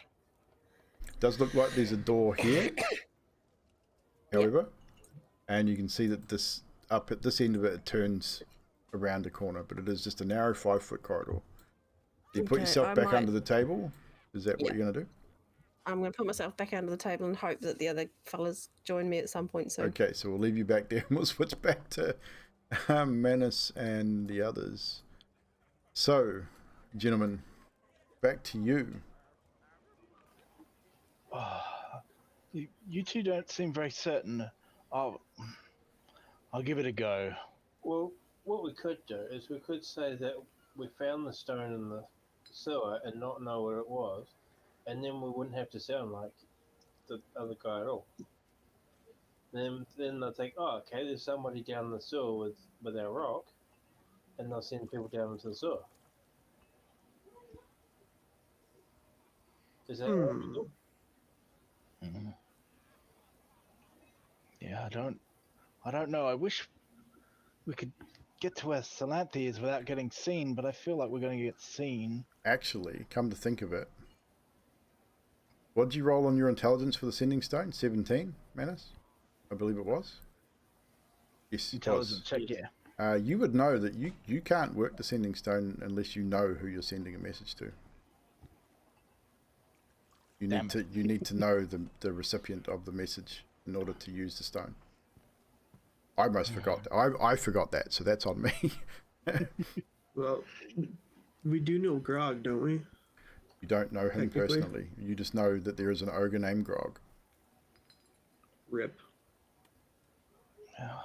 Oh, Okay, would that work to send it to Celine? It would work if she had the other stone, yes. yeah. Oh, okay. The sending stones work in pairs, generally. And you would know that, Thrixel, with the roll that you got as well. So the sending stones work in pairs, and in order to actually know with the sending stone, you might not need to know the recipient. You just need to, the other person needs to have it. So you might get away with that. Thinking of it's a sending spell that you need to know the recipient. So the sending stone you'll be good for. But you don't know who has the other stone.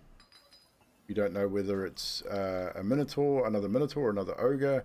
You're not sure where that person might be within the building. All you know is that they work in pairs. We can't stand here all day. Time is burning, definitely. And I don't know if this place closes at all. I mean, I feel like we'd be better off if the place was closed, but I get the feeling maybe they don't close.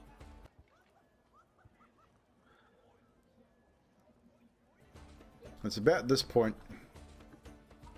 you hear heavy footsteps on the other side of that door that you're standing next to. A lot heavier than not hoof prints. They're not Minotaur. It's not Minotaur. You know the sound of hooves on stone. These are really heavy footfalls, like skin footfalls. You know that there's an ogre standing on the other side of this door. You're intelligent enough to know that, and you hear that come really close to the door, and then you see underneath the door the two menacing shadows just standing right in front of that door. And for the next 10 minutes, those shadows do not move.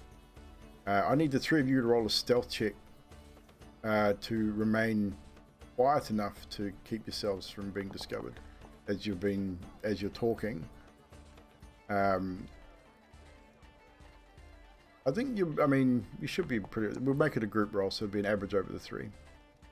I'm going to use the only other advantage I have. Okay, you're going to go with the advantage right off the bat. Okay.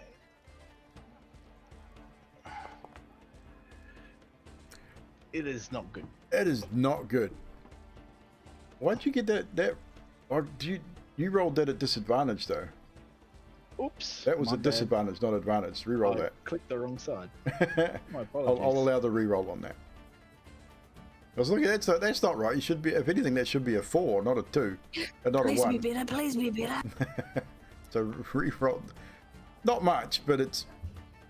Why is it doing that? I'm hitting advantage. Oh, you you have a you're disadvantage, disadvantage I think. already. Oh, that's why. So it's automatically giving you the disadvantage. So just roll a d20 and add your dexterity modifier for me. Because you naturally have disadvantage, and it's for some reason it's just rolling at disadvantage regardless. That's better. So 12. that's weird that it does that, because at advantage it should automatically give you Give a me straight normal roll. Yeah. Ah, It's there you not. go. Something we learned. So there we go. So that's not too bad. So group roll, you're doing okay.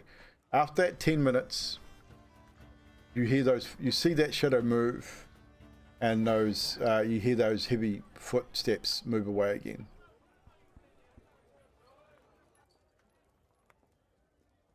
And again, you can still hear the noise from the other side of the door. It's one of those things. So we have an advantage to the DM. Make sure to tag people, guys. At tag them. Well, it's got that nutty below it. Yep. So we got nutty for that one. The first one was for the DM. So the DM has an advantage. Nutty just got an advantage from roasted chicken as well. So yeah, just tag Evldoa as well, guys. If you're going to give it to the DM. So Nutty, you mark down an advantage. So what are you doing, guys? What's the decision you've got? As you just held your breath for like 10 minutes waiting for this ogre to move away from the door. Another advantage to the DM from Revan Master. Man, these guys don't really like you, eh? The chat doesn't like you very much tonight, guys. I don't know what I did to them. I'm sorry. I didn't mean to. You're supposed to give it to the players, guys. They don't like the feet pics. Oh, I guess I should have. okay, I'm definitely using those advantages. I'm definitely using those advantages on you. Oh man. Well, since we've gotten a reprieve, we should probably try and follow Salanthe. I don't know that's going to go well for us, but I will keep your current stealth checks if you wish to try and move across to where Salanthe is at this point. Okay. Okay, I'll go first. So open the door, make your way across to the other door, Oh, shit. and open the other door, make your way through. You can leave it open for your friends, or you can close it behind you. It's up to you. So Salanthe, you're under the table. you would hear the door open and see your friends Freaking out make at it. the door. Yeah, the moment it opens, you're just you're freaking the shit, like freaking out majorly. Trying to make myself even smaller than I am. I just need to make a quick check here, guys. Let's see if my little macro thing here works. Mass roll checks. Ability check.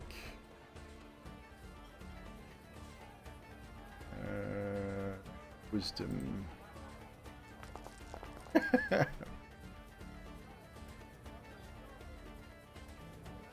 So, as you can see there, the I just bard. got given a face shield. You got given a what? A face shield. Face shield. So What does for it the do? for 1 minute you get a +2 to AC. It's not really going to help you in this situation, but it'll run out before you need to use it. But we've got a couple of bards may or may not have noticed you as you moved across. So while you're waiting, we'll leave it at that. I probably should have rolled that privately, but everyone can see it. In fact, I will remove it so you guys can't see it anymore. Damn it. So you can't read it. But you make it in there. Salant, the door opens. You freak out. As you peek out from under the table, you see Manus, Strixel, and Ame quickly move through the door. Manus is sweating heavily. He's looking really nervous. Ame not so much. Strixel's probably looking a little nervous too, but Ame seems to be enjoying himself. Guys, there's another door down that hallway, I think. As a voice comes from underneath the table. Guys, this pig on the table seems to be talking, which I believe is a pig. There is a pig on that table, indeed. I mean, it's not literally a pig, but there is food on that table, and the food's talking to you. The food is talking to me. I'm sitting by the door, ready for somebody to come in the door, and I'm just like ready to grab them. Roll a perception check for me, Strixel. As you stopped by the door, closed it, and sort of waited to see if anyone was going to follow. At this stage, you can't hear anyone. All you hear is just again the noise, that dull noise of the drinks, the gambling, the music, just all in the background. Okay.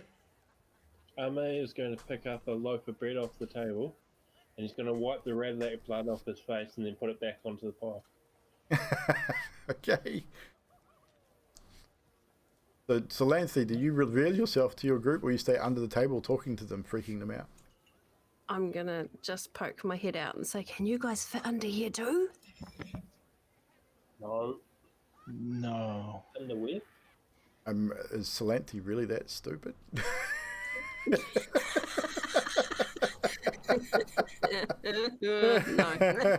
she's really not.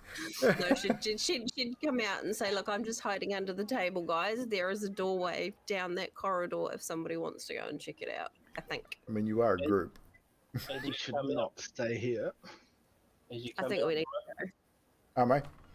as you come out from under the table, you'll see Ame leaning across the table, prodding the pig to see if it's talking to him. I'm gonna twack him round the ankles. Ew. Another advantage for Nutty from Air Code. Oh, They want me to live. Thank you. there you go.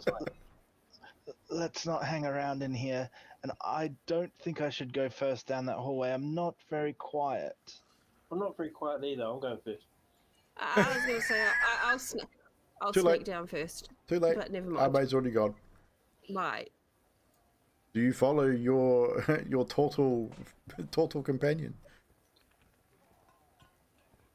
So move yourselves down. So Ame, when you get to this door or this area here, you walk forward one more pace. You'll see a door. Oh, I was going to stick my head around the corner, but yes, Yes, there's a door. essentially that's what you're doing. When you move forward, you can actually see what's around the corner. So you can stick your head around the corner, and you see a door. It's a heavy set wooden door with iron banding. No keyhole to speak of on this door, however. There is a handle, but there is no noticeable place to put a key. Is there one of those touchpads, or It appears so.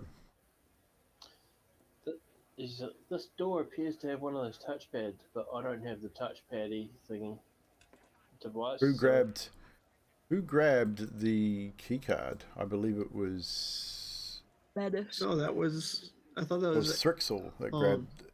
No, No, because I Ame- didn't pull the body. Ame did. Ame pulled the Okay, body. So who picked? So you could look Yes. So who looted the body? I'll be right back. Then I would have. Okay, so Thrixel, you have the key card.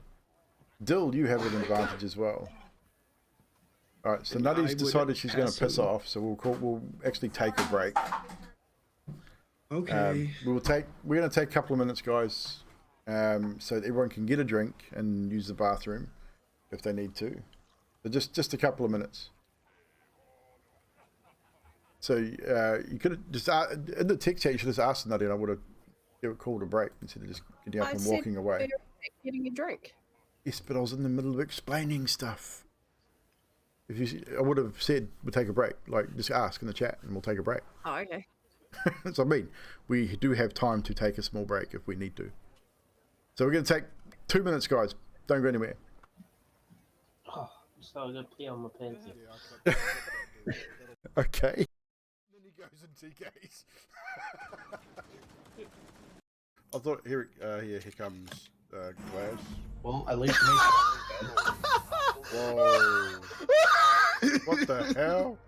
How'd you ping him through there? Oh shit. What the fuck? Really, you fucking cheating cunt. Oh. The finances. Come get out for a bit.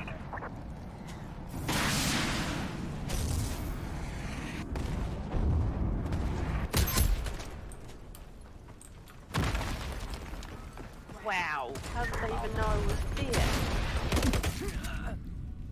Hear that? He's underground. Clip that up too, Drax. He was underground. Put that down. Put that letter down. Why? We need to leave. Screw the baby. We need to go. You don't do that to babies. Oh wow. Oh shit. Fiddle stood is right, and this is not you. Yeah. We go to the table. Would you? Are you? Has Do you want a Pekka drink? frozen again? Eyes crashed again. Oh no. Feeble Steve went boom. He will be back. He has to tinker in the bathroom. I'm in behind mute, Blitz. Oh, spectate me, spectate me, spectate me. I'm the best player on the planet. Where's the freaking staircase? Spectate me, spectate me, spectate me. I'm the best player on the planet. Shut and up, where's woman. the I fucking play- staircase? I swear you smell like spoons. Alright, watch this. Oh, oh. I swear you smell like spoons. Just smell like. I swear you smell like spoons. I gotta clap that shot. What the?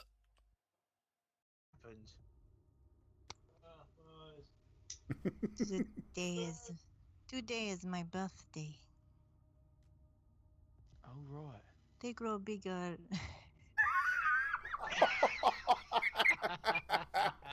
Oh yes. Oh shit. Adok, you're a bard. Clip Sing us that, a song, somebody. my friend. That to babies. Oh wow. Oh Oh shit. Fiddle stood is right, and this is not how you become heroes by running away. Typical goblin attitude. No, I've got a bad feeling. I can't explain it. LV.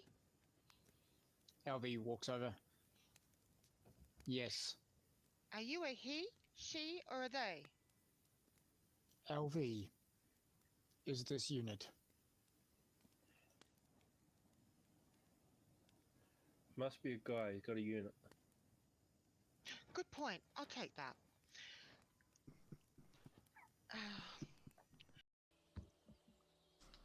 How far away would you say it is, DM? I would say probably within 40 or 50 feet of the road. Maybe 60 I put feet. my hand on Ezelan's shoulders, and I speak in poetic form. Well, my friend, if you're gonna die, die with your boots on. And I give him bardic inspiration. Bardic inspiration. What do I want to be? Do I want to be a red rhinoceros or a green rhinoceros? Or a red monkey, an eagle? Let's You go. could be a green rhinoceros. You could be I'll a go red. I'll be a red angry rhinoceros. The wrong way again. We'll go back to this one instead. We'll go click.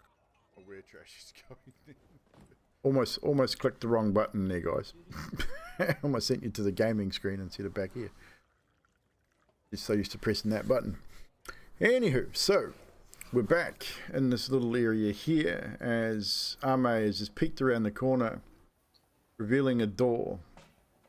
Thrixel has the keycard, which was taken from the Minotaur's body. I don't mind opening the door, but you have to give me the card. I would hand you the card then. Excellent. Okay, guys, I'm opening this door.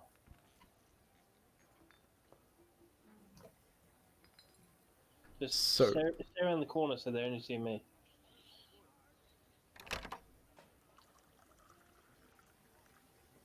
And I will unlock it as you swipe the keycard across the pad.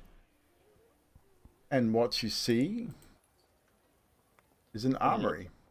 So it looks like Stone takes very good care of his guards. They're very well equipped to protect his interests, and there are a wide variety of weapons stored here. In fact, simple and martial weapons line many racks that fill this room. And there are many in this room. I'll walk in, have a quick look around, and then go back out and say, "It's an armory. Come on, let's go." Stuff. Don't you have all the weapons that you need? Yes. Shall we keep going down the corridor and see where it ends up? That's logical. Weapons excite me. Manus, Do it's you at want this moment. Where do you have the sending stone? I'd have it in a little pouch hanging off the front of him. Would have put it back in. You feel a vibration coming from your package. And yes, I said that on purpose. And you look down and you reach into the pouch, you grab the stone and it is glowing. And then you hear, "We got trouble in the armory. Anyone free to have a look?" There's nothing happening in the cells. I'll go have a look. I'll let you know if I find anything. Roll a deception check with disadvantage, I want to say. Okay. Actually, no. Look, I'll straight roll. I'll give you the benefit of the doubt here. Straight roll.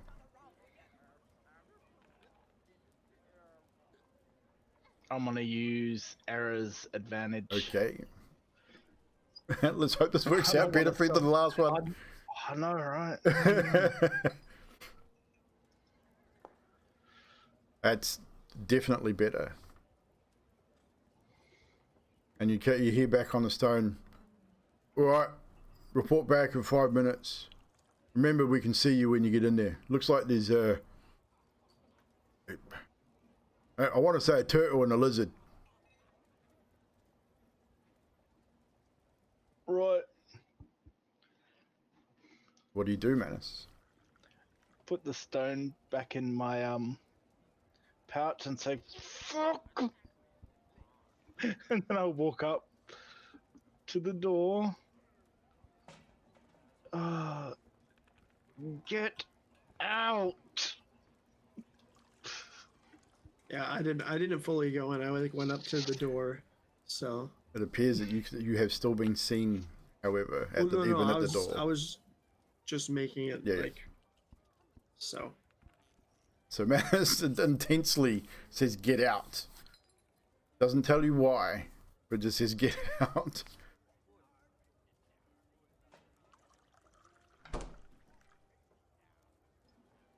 I don't think that's going to be enough. You hear on the sending stone again. Looks like we got another one there as well. One of them horsey fellas. Are you on your way? Yep, I've got it. That won't be nothing. That'll be fodder for my axe. Don't forget the others are not far from you up the north end of the corridor. I got it. What do you do? Let's get out of here before they realise it's not their mate. I don't know where they can see us from. Let's go.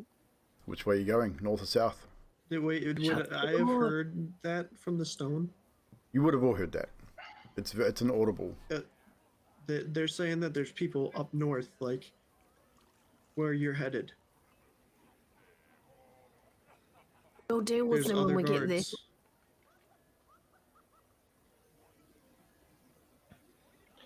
Make a decision, guys. Salant, get in front I'm and see if you followed. can see anything.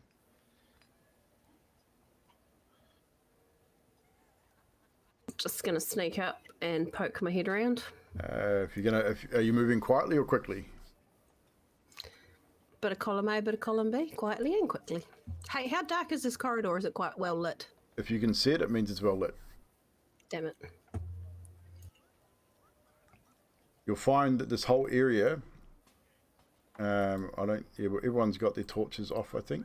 I will turn that torch off. So yeah, because this whole I'm still lit light bulbed. I've just took yours off. No, that would have gone off. Yeah, it would have gone off by now. But yeah, what you can see is what you can see. This whole place is fairly well lit. It's magically lit. Yeah, it's. I know it's why you asked. You know, like all these corridors, the main casino, all well lit with magical light, like chandeliers from the ceilings, and this hallway's no exception. When you get to the corner there, you can see that the corridor continues heading north from where you are. I'm gonna make. If you are myself moving as small as quietly, possible. you need to make a stealth check. Okay. As goes for everyone else. If you are moving with the intent on not drawing attention to yourselves, you will need a stealth check. Arme rolled a really bad stealth check. Arme's making lots of noise. Maybe he scrapes his shield against the wall. Salanthe's not much better. Thrixel, quiet as a church mouse. And surprisingly enough, Manus has managed to keep his hoof noises to a minimum on the stone floor, it seems. What a waste of a nat 20. I know, right? I mean, I'll even give you a nat 20 in the chat for that. I think that even deserves that, even though it's technically not your actual role. So, Arme seems to be making a lot of noise as you move forward. So, Salant, you can move yourself and peek around the corner to see what you can see. And you see exactly what you see there. Another long corridor. Long, empty corridor. Looks like a doorway here, perhaps. And the corridor turns to the left here. Just gonna keep going, guys. I will allow you, Salanthi, specifically, to make an intelligence roll to see if you can determine roughly where you think you are in relation to the casino floor, considering you know where you came into this area. Pretty good. I would say, looking at this long corridor. Was that supposed to be a check or a save? Just a check. Sorry, not a save. Hang on. Just a check. You I'll rolled do it that as a again. save. It's just a check. Where is my?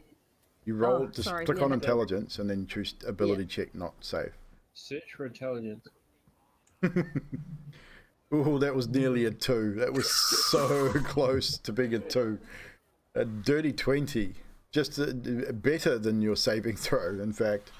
I was lucky. So, with your dirty 20, you are able to determine that this corridor is on the opposite side of the, well, probably going around the dining area, and you would believe that where it curves around to the left up to the northern end of this corridor is where probably heads back towards the kitchen. So you know that wherever you are needing to go, it is probably this area here that will lead you to where you think the downstairs access is, given the information you got from the casino the day before through Manus's interaction with the halfling ladies. I'll pass that information on back to the guys and just move forward a little bit so they can come up behind me.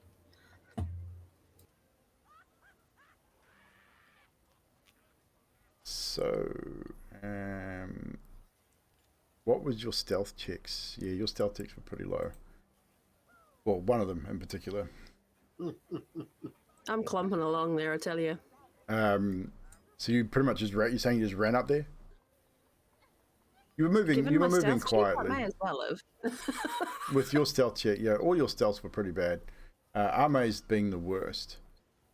As you get to that door, Solanthe, all of you hear the door open. Guys! Shit! And should we just run around ambush? I will give you a reaction to this in just one moment. You see a large shadow sort of fall right in the doorway. A very similar shadow to one that you've dealt with previously. You know it to be, it's either an ogre or a minotaur. It fills almost this entire space. What do you do? Cast mage armor on myself. Okay, so I will add your mage armor for you. Soothing touch. Soothing touch. Which gives you a plus to your AC, which should be on your sheet now. So you got a 17 to your AC. So you cast mage armor as a reaction. Manus, you all see the shadow. So I'll give everyone a reaction to do something before anything happens. So Manus, what do you do in relation to what you're now seeing? And you've watched Solanthe just put her hands on her chest, and you've seen this aura, magical aura of shield, sort of bolster up around her body, and she's now sort of semi-glowing. Well, not really. You can sort of see a shimmer of this magical shield around her. If I lean over her, can I see into the room? I would say yes. You would sort of, if you poked your head around that corner, you would immediately see the fur. Before you even got around the corner, you would see the shaggy brown fur of another minotaur easily. Alright. I'm going to stick my head around and cast Hold Person? Hold Person? I don't know if that works on a minotaur. A humanoid? It says choose a humanoid? Yeah, you can try it. We can certainly try. So on the map I can't see him. Should I move forward so I can target him? Yes. Okay. You wouldn't be able to see the second one, however. Yeah. I was going to say, I wasn't even going to say it, but you've done it. So. I mean, everyone can see it on the map now that you've exposed the map. But, so you wouldn't be able to see the second one in the room. Nice.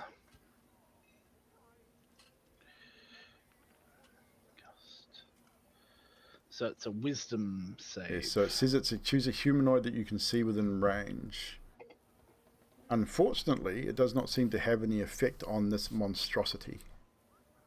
It is not classed as a humanoid. Apparently, according to his character sheet, no. A large monstrosity. No worries. Let's double check that. Can someone just Google that for me? I want to be sure before we move into this. But I'm pretty certain that a Minotaur in 5e is not a humanoid for those kind of spells.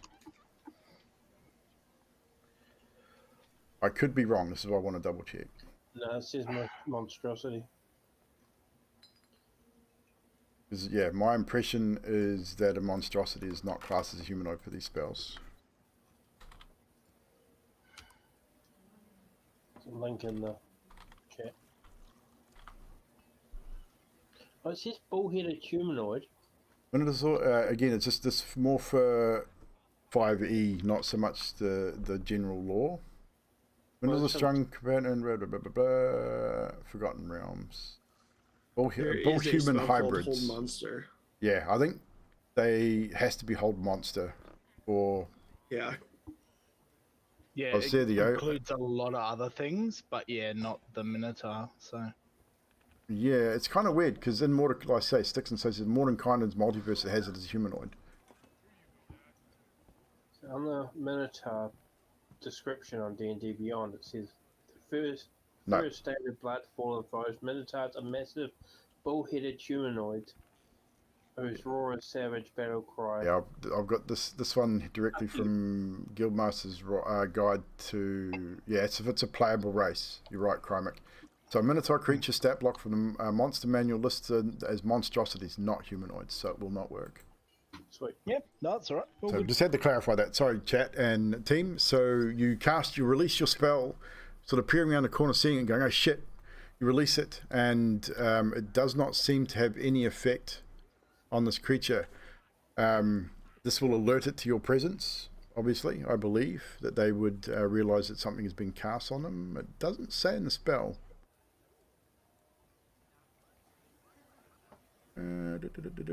Spells if on a success, spells on the target. It doesn't say whether they notice it or not, so we'll say that it just does not take effect at this point.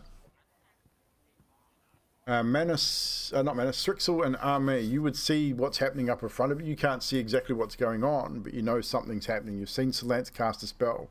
You've seen Manus attempt to do something.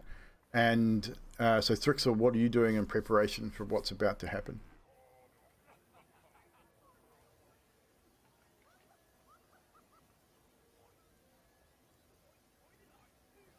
If you're talking, you're muted. You are muted, sir. Yeah, I was muted. I said I would be getting my crossbow out and ready with my stone rune, if need be. Okay, so you're just getting yourself ready. So you're basically taking the ready action. Arme, same question for you. Arme would say, well, if it's another one of those big things or one of the ogres, maybe we should move back and then they're forced to fight in this tight corridor. Do you listen to your friend? I said, well, I'll give you a little bit of movement if you want to try it. We're going to initiative very, very shortly. Thinking maybe two of us should go on the other side of the door so that we've kind of got them surrounded. You won't be able to do that in the time frame you got. This is a split second, so you're not going to be able to cross that doorway as this guy's charging out because he's essentially moving out through the door. So I'll allow you to move back 5 or 10 feet, but I won't allow you to move forward because he will essentially block your passage moving through the door. Okay, There's maybe really move nowhere back to a go couple. back. Make the decision, guys. We back up. You got 10 feet if you want to back up. Yeah.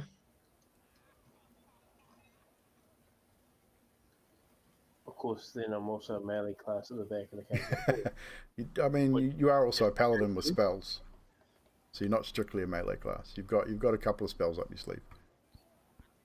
True, yeah, I do. Can we swap spots a little bit? You can. The thing is, guys, this may be a 5-foot hallway, and it makes it look like you cannot move past each other. You can swap your position during combat to accommodate. Although, if you are in melee range, obviously, and you move away, you will get an attack of opportunity against you. But you can move past your allies for combat situations. So just bear that in mind. The hallway is narrow based on the tokens, but when you think about it, 2 people can stand shoulder to shoulder in a 5-foot hallway, as far as I'm concerned. Right. So we're going to move this guy out to here as he charges out, because they definitely heard you coming down that hallway. And this guy is going to move to here, and we're going to roll initiative. Yay. Again.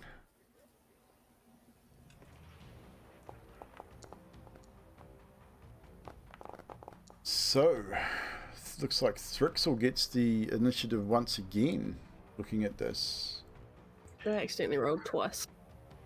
That's all right. It'll take your last roll. So with that, we had talked about if I use my crossbow, I can shoot it twice. Since it's a light crossbow. Any crossbow you can shoot twice. You just can't use your offhand attack. Right. Because you get 2 attacks in the action, so it doesn't matter what two-handed weapon you're using in that moment, you get those 2 attacks. But with two-weapon fighting, because you got both hands, like you're shooting a crossbow, so you can't use your offhand to shoot the same crossbow again, sort of thing. So you only get the 2 attacks.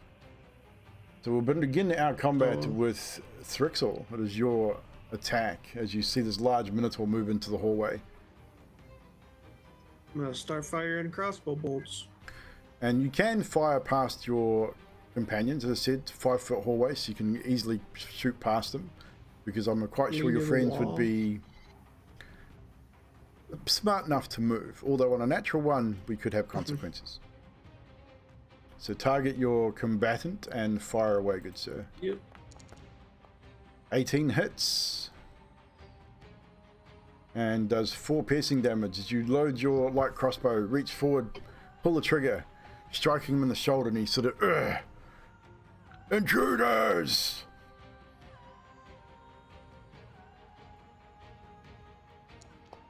Your second shot also finding its target, dealing a further 8 points of damage. Another bolt slamming into his just to his sort of chest area. He takes it, snorts and growls at you guys. That is your turn, unless you're going to move, Thrixel. Nope, that'll be my turn. So don't worry about moving your tokens unless you're going to be moving forward into melee combat, because we'll you can move past each other, so it's not a big issue. Whoop, crap, I went too far. Sorry, you ended your own turn. So Ame, it's your turn. Alrighty, I am going to... Ah, fuck it, why the hell not? I'm going to Misty Step to there, directly behind them. Okay, so what you can do, I think you can cast Misty Step, and then click on the square, and you will Misty Step right there. Oh, beautiful.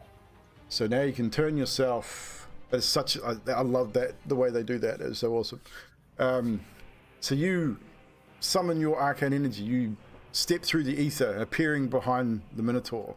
Make your attacks. That is your bonus action, I believe, to Misty Step. Bonus action, and then I'm going to swing my Morning Star and go, sup, bitch. Morning Star, 2 attacks.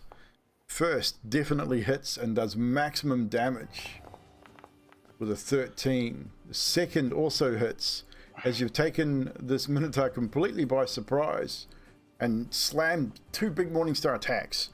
One backhand, one main hand. Bang! Cracking ribs. And he's sort of looking around, sort of wondering where the hell he came from. Solanth, it is now your turn.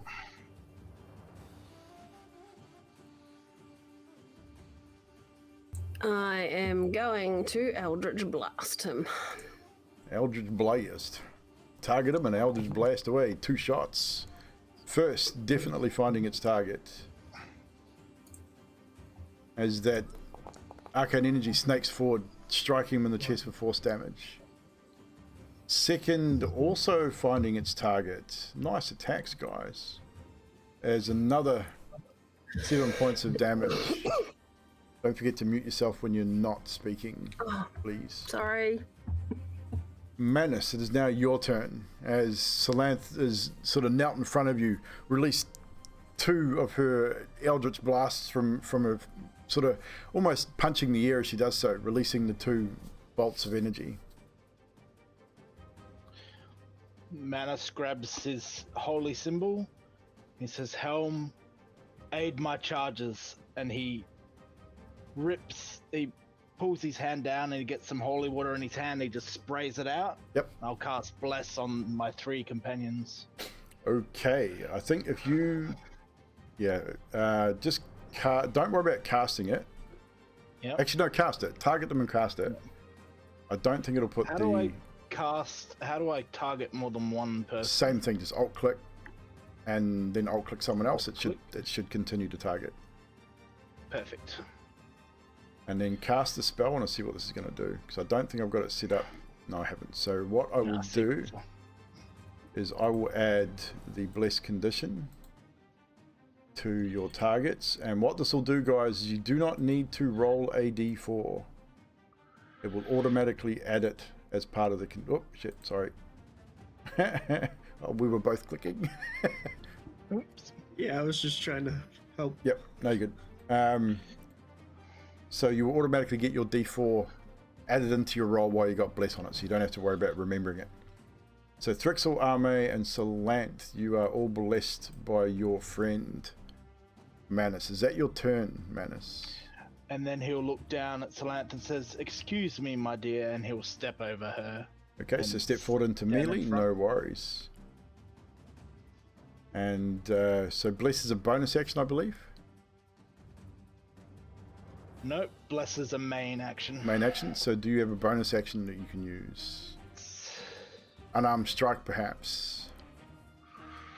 I will allow it if you've got it. Or you can, I think, as a... Yeah, I don't think you can do much else as a bonus action. No, and he probably wouldn't. Okay, no worries. He'd just move in front so she wouldn't get hit.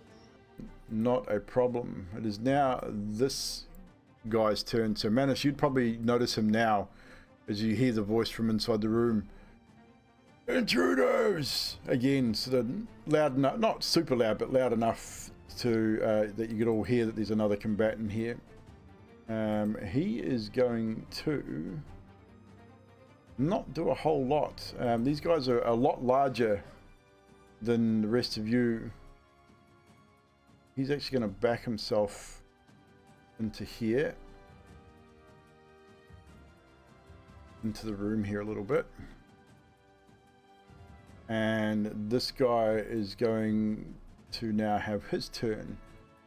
He's going to strike out at you, Manus, as you're right in front of... Actually, no, he won't. You didn't attack him. This giant turtle attacked him. So he's going to attack. He's going to attack the giant turtle that just appeared behind him, and he's going to do so recklessly. So he's going to attack you with advantage with his great axe.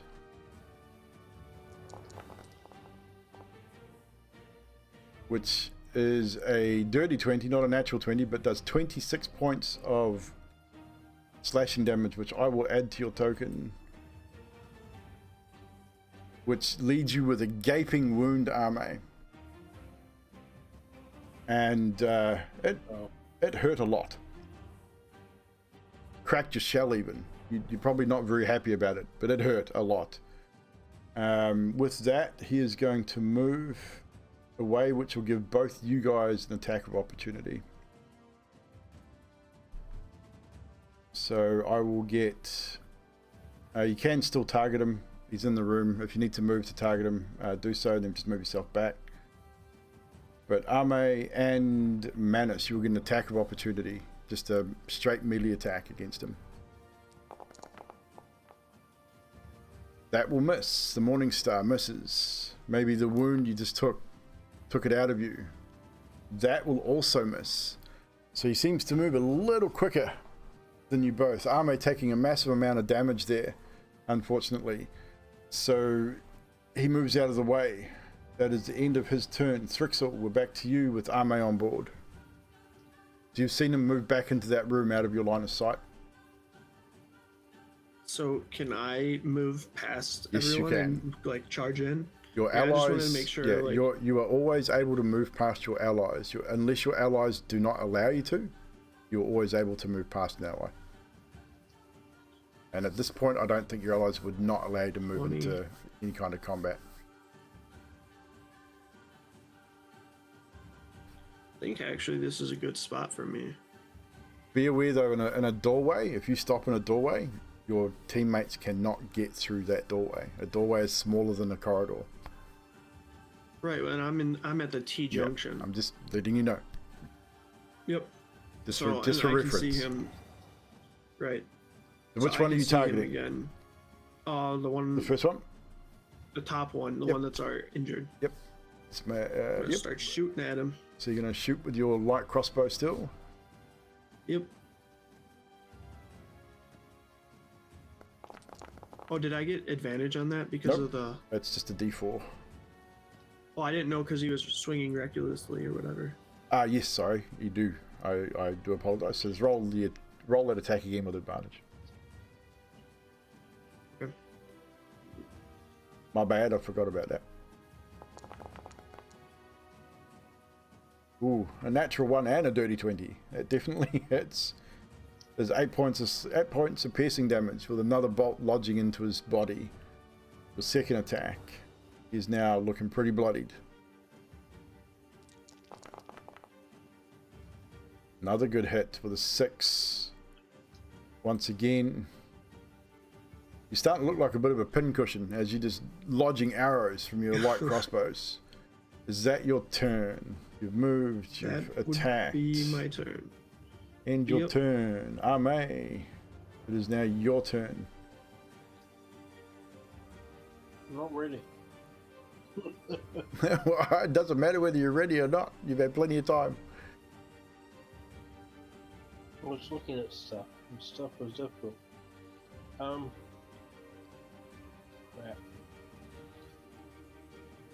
How do I use my thing?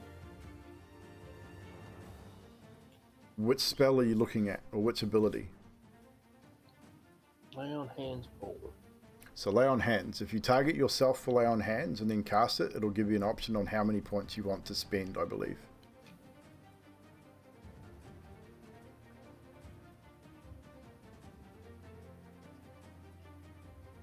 I can't click on it. It's a scaled roll, so you just click on where it says scaled roll. I can't click on scaled roll. Yeah. Every time I try and scroll to it, it disappears. Let me see here. You should be able to click on the dice on the lay on hands pull, not the word, I believe. Is that what you clicked on before? Sorry, I was looking at the combat thing. I guess I have to go into the features. Yeah, you should be able to do that from your HUD as well, though. It should be a under the features on your HUD. Yeah, it's just got the thing, and I click on it, and it just does Okay. nothing. Try the other. It's the same thing. I can click on it, which is weird. You should be able to too. Oh. Have you targeted yourself? Okay, here we go. Okay, so every time I click on it, it takes 1 off it, but it doesn't actually add it to me. Okay, so how many are you looking at spending? I was going to take 20 of it. I started off with 25. Okay, so what I will do is we'll look at this. Let's look at this here. Because it's weird that you have to cast it for every thing. That's weird. So you just took 25 points of healing. Basically, 20 points healing is what you wanted, yeah? 20 points of healing to myself. Okay, I'll add that. So it'll make your total 38. Right, so it's weird that it did that. We'll have to look at that at another point. So there is a way of cast. Oh, the macro. There's a macro for that. Okay. That we gave you. So we'll go over that another time. There is a macro specifically for your lay on hands, which you highlight yourself, click that, and then it'll give you the option to cast on yourself, and it will heal you. I forgot about that. So there is a macro for that. Sweet as that counts as my action. That does, yes. So you I don't think I have anything else that I can do. don't think you have any bonus actions.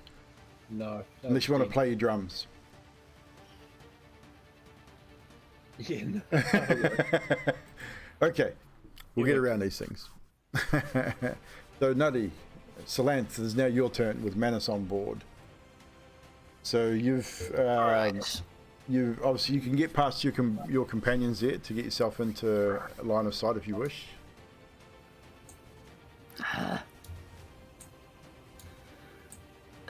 Can I just stand next to whoever I'm standing on top of? Yes. And I am going to target this dude with advantage with my Eldritch Blast. Yes, with advantage because he is until the start of his next turn you have advantage on against him. 23 to Okay, hit. sweet. Eldritch Blast. Another force bolt striking the Minotaur. And a natural 20 from Solanthe, striking the Minotaur with a final bolt. This should be enough to not quite. He's still standing. He's not looking good, but he is still up. Can I use the rest of my movement to get out of the way? You can, if that's what you want to do.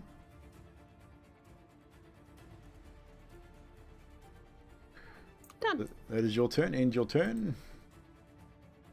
And it'll be Manus's turn. Manus, you're up. Manus grabs his holy symbol again. It's like, Helm, please aid this wary guardian.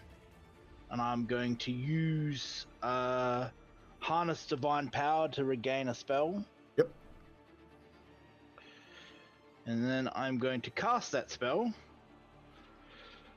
And it is going to be Aid. I'm going to cast Aid on my 3 allies, which will give them 5 hit points for the duration of the spell, which is 8 hours. So it's 5 temporary hit points? Above. So each or does it raise their maximum? Yeah, each target's hit point maximum and current hit points increase by 5 for the duration. Okay, so that's an interesting one. I'll have to do that, I think. So increase their maximum. I can do it on my. Yeah, you should be able to, like, under your max hit points, you should see a plus max. So next to your character portrait, you'll see your hit points. You've got temp and plus temp and plus max. If you put 5 in that plus max section, and then does that automatically heal the plus 5 when you put that in, Pixel? No, I don't think it is. I put it in, but I don't know if it changed. Okay. But yeah, it pops up on my. It pops up as 5 in blue on my character. I had to put 5 in as temp, and then I put 5 in as max. Okay, so max. So it should. So put 5 in the temp as well, and that'll that should heal you up to it should be. I think it's working. This increased your max hit points by 5, and it'll take that 5 away before you start using your regular hit points again. Right. So, Nut, have you done that as well? So, is that your turn, Manus? Yes, that'll be my turn. I'll end it there. Is the spell concentration? It doesn't appear to be. If it's not, then Bless still remains up. If it is, you will lose the Bless. Just double check. It is not. It is not. Beautiful. Bless remains active. Oh, actually, we could have done the healing there. I just don't know if it would raise the maximum. We'll leave it there. Could have added the heal from there, but that's fine. So we'll leave that as it is. Is that your turn, Mr. Manus? Yep, sure It is. So it's now this guy's turn. He is going to charge forward. And when I say charge, he's actually going to charge. He's got an ability. Ability called charge. The Minotaur moves at least 10 feet in a straight line towards, which he pretty much did towards you, across from the corner of the room to the door, and hits you with a gore attack. He'll do an extra 2d8 piercing damage. So we're going to roll the 2d8. You will need to make a strength check to see if you are knocked prone. And we'll also need to make that. I didn't target anyone, did I? God damn it. As a reaction, I'm going to use Interception. What does Interception do? When a creature you can see hits their target other than you within 5 feet of you with an attack, you can use your action to reduce the damage to the target by 1d10. Doesn't matter, he missed. Okay. Never mind then. So you won't need to, because he did not make the attack. He missed by a lot. Well, I need to do the strength check a lot or No, again. no, you don't need to make that okay. strength. He didn't hit you, so he's got to hit you to make the strength to do the damage and hit okay. the strength. Cool. You were able to deflect the attack and sort of shoved him into the wall, as he missed you with an 11. So he's now blocking the door. However, so you got this giant Minotaur on the door. This other dude reaches down and grabs a potion off his belt and chugs it back. He's going to roll 2d4 plus 2. Give him... Don't forget your d20. True, I better do that too, eh? Just in case he gets the... Nope. Not even close. So that'll give him... Dang it. That is his turn. Back to you, Thrixel. All right. I forgot to ask this before. Can I just swap straight to my dual wield from my crossbow? Okay. You can. Switching a weapon is pretty much a free action as part of your movement, I believe. Okay. Yeah, with the biddies out. I would do that, and I'm actually... It looks a little bit messy on chat, guys, but it's not too bad. We'll zoom in a little bit so you might be able to see a little bit easier there. Okay. I'm going to attack the guy right in front of me. Yeah, you won't be able to attack past him. He's too big. Right. So target him and attack him. Just make sure you de-target the other one. Oh. Yeah. Oh, crap. It won't matter too much. Just it'll give a double animation. That's all. Oh. This is when you get a chance to de-target him. So the first one misses. I de-target him? It's your first swing. Even though you're that close, he seems to deflect it with his axe. He's not as hurt as his companion, so he's pretty fresh. Your second attack.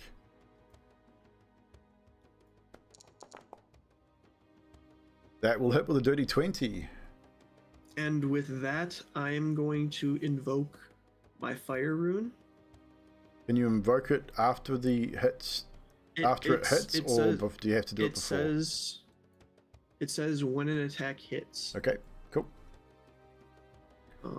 I've never heard, we haven't really dealt with it much. So when you hit a creature, there you go. Why does it? Oh, okay. Because it just used it. I've got to make, yeah, it has. It does. So it does 2 extra damage. I've got to make a strength save. You did. I've still got to make a strength save. Yep. Which he makes. So he's not restrained. But he does take 2 fire damage. So that's pretty much how you roll it. You roll it and we can do all the checks from there. So okay, cool. So he's not restrained by the shackles, unfortunately. But he does take the damage from the fire. Now you're offhand, I believe. Yep. With 2 weapon fighting. Thrixel's very quick with his swords too, but not as quick as the Minotaur, it seems. Deflecting his offhand attack with ease. That'll be me. That'll be you. So we've got a little bit of a situation here. I mean, you should be able to reach. They're right in that sort of area there. So I'd say you'll be able to reach diagonally across to attack him. I'd try to, I said 5 foot hallway. You can move side by side. Like I said, to me, a 5 foot square, technically you can get 2 people in a 5 foot square. So you guys are able to reach in and attack this guy without any hassles. Thank you for another advantage, Revan. I should probably use them, shouldn't I? For these fights. So Ame, your attack. What are you doing, sir? You're muted. Oh no. Your advantage next time these guys are in the bloody. Attack away, good sir. Just remember to de-target the other one so you don't get a double animation. I can't see the other one, so. Move in and de-target him, and then move back if you want. Here we go. Easy as. I'm just gonna swing through the doorway with my Morning Star. Go for it. That hits. Another bone-cracking swing from Ame with 8 points of damage. And another one, 28s to hit. Jesus Christ. Another 6 points of bludgeoning damage with the spiked Morning Star, cracking bones and leaving puncture wounds. Did you just? I know you saying. Showing the, yeah, I was just showing the active conditions. That's actually kind of cool. So Salenthi, it is now your turn. Yeah, move in and target what you need to target. Even though it's a bit of a tight squeeze. I am going to target this dude, and with one of the advantages from the chat, I am going to... What are you casting? Oh, Before you cast it, let me know what you're casting. Eldritch Blast. You'll be casting at disadvantage because you are. It's a melee. It's a ranged spell, and you're in melee range. Oh, so if you're going to use it, thing is, if you use an advantage, it'll be a straight roll. That's okay. So if you said you're using the advantage, so it'll be a straight roll. Yeah. It'll be for both. The straight roll will be for both attacks because it's the one action. So 19 hits. Okay. So you do 4 points of force damage. 17 also hits with another 4 points of force damage as both bolts of energy strike him in the chest, doing minimal damage. But he's not looking healthy. He's starting to get a little bloodied here. Can I move back? No worries. If you move away from his melee range, he will get an attack of opportunity. Because all of you are within melee range there. So if you're moving away from him... I'll stand on him then. Yeah, I mean, if you're standing in the hallway, you're good. But just be aware of that. So you can stay where you are. Move back for now, but we can say you're standing next to him. Just so we're not getting a bunch up of tokens. Please. And in your end's turned. Cool. Manus. Your turn, sir. He sort of looks straight in his eyes like, you won't stop, will you? And he just... I think Manus knows that, yeah, these guys are here to do a job. He knows they're here to do a job and they will not stop. Great sword. Here we go again.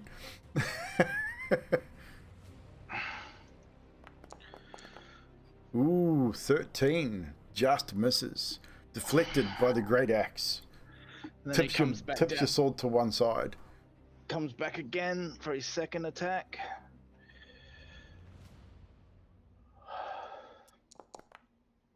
Ooh, again. His heart's not in it. Manus just is, yeah, his oath is preventing him from putting everything into it after that first kill, and is easily deflected by the Minotaur. That is Manus's turn, I believe, unless there's anything else you want to do.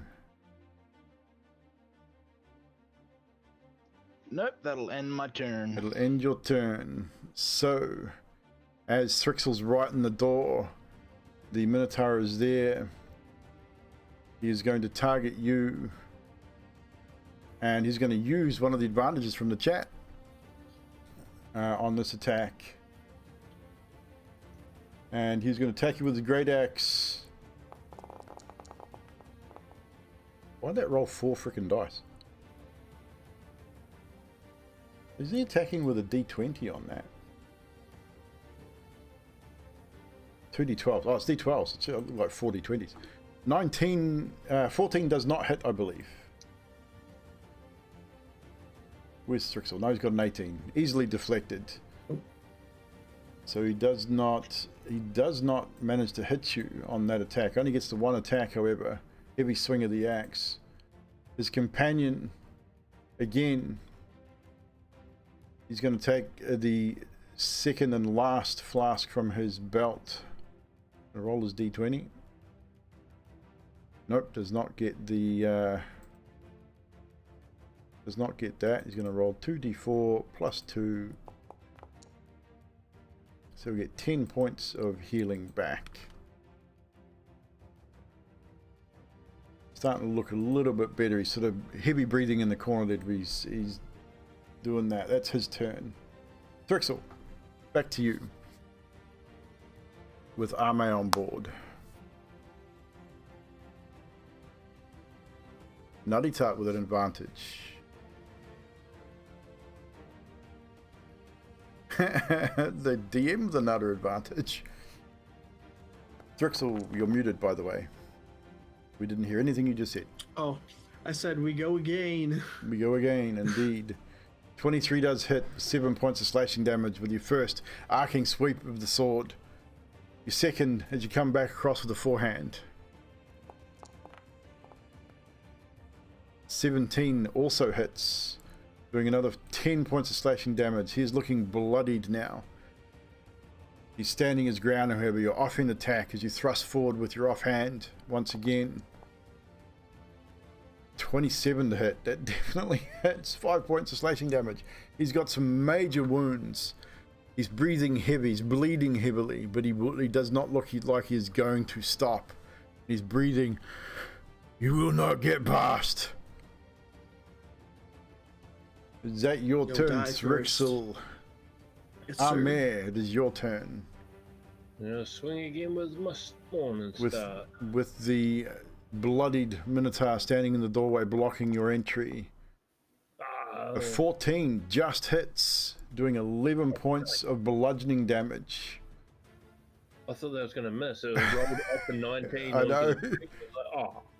It does hit, however. The joy of a bless, man. The bless helped you there. 24 to hit with another 9 points of damage as you slam into this Minotaur's face, breaking off his left-hand horn in the process, clattering to the floor. He drops to one knee. He's not looking healthy at all. It's going to say, can't wait to eat you. And then it's going to end my turn. End your turn. Solanth. Again, you already targeted him, so you don't need to move. So you are within melee. I'm going to toll the dead, so that's a disadvantage, or? Is it a roll to hit? I don't think it is. It's a save, No. so you don't have to worry about it. So it's a wisdom save. Okay. I'm going to give him disadvantage on his wisdom save too, because he's not looking very good. He's almost down. So disadvantage on the save, which he does fail.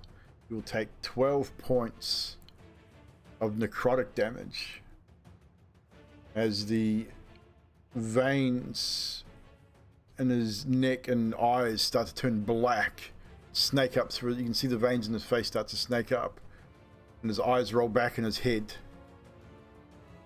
and he drops to the ground. I'll move him out of the way so we can get a better line of sight there, but he is now dead on the floor.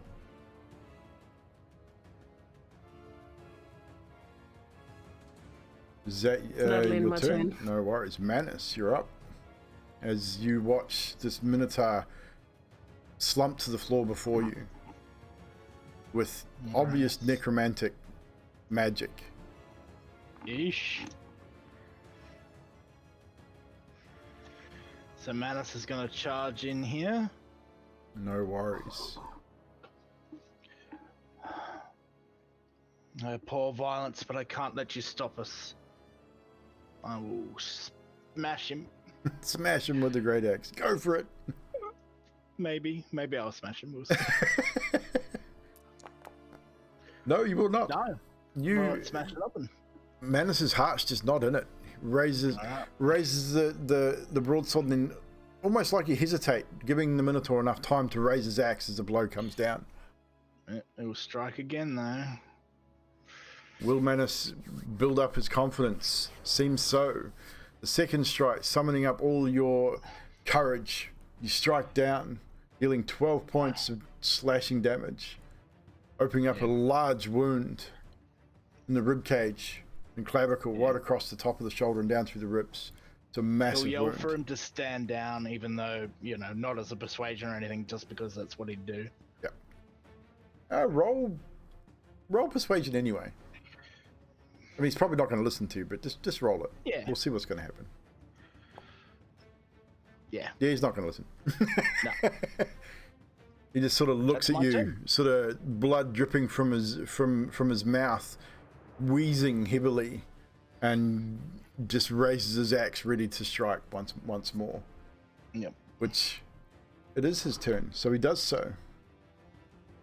As you are there, and you are the last to strike him, recklessly he will attack you. will give him the advantage on this attack. With a natural 20. Summing up all his energy, he strikes you, Manus, with what looks to be a lot of damage. 40-something odd damage. Yeah, that'll take him down. Ah, see, now it's working. Manus falls unconscious as the Minotaur sums up all his energy, slams the axe down against your shoulder, striking through your armor, splitting your pauldron, and bringing you to the ground in a heap, in a bloodied mess. And he sort of sums up, yeah, all your bless will be gone too, guys. So right click your token and remove the bless, as his concentration will now gone. Minotaur then sums up his whole body and just, as that is his turn. Thrixel, it is your turn. You've seen your friend, companion, go down in a screaming heap. 2 steps through the doorway, up onto the table. Go for it. Oh. Won't even make you roll an acrobatics. Easily enough to get up on that table. And these are at advantage, correct? You will be at advantage because he attacked recklessly indeed. Alright. He doesn't have a lot of health left, so it won't probably take much. 13 will miss. This newfound energy, he deflects your first attack. Deflects the second. Your offhand attack.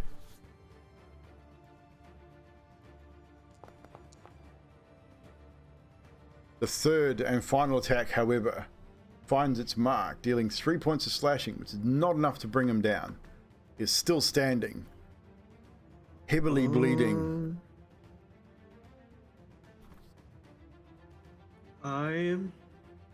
Oh no, I already used my bonus Use your bonus action, yeah. So if you're thinking about, I think you were thinking my Hungry Jaws. Yeah, I'll see either that or action surge as a fighter. Bonus action is gone, however, so that is your turn. Yes, sir. May, it is now your turn. You move your way into the doorway. You will see Manus bleeding heavily on the floor. Thrixel up on the desk. This creature in the corner, backed into the corner almost, just waiting, looking, his eyes darting from all of you.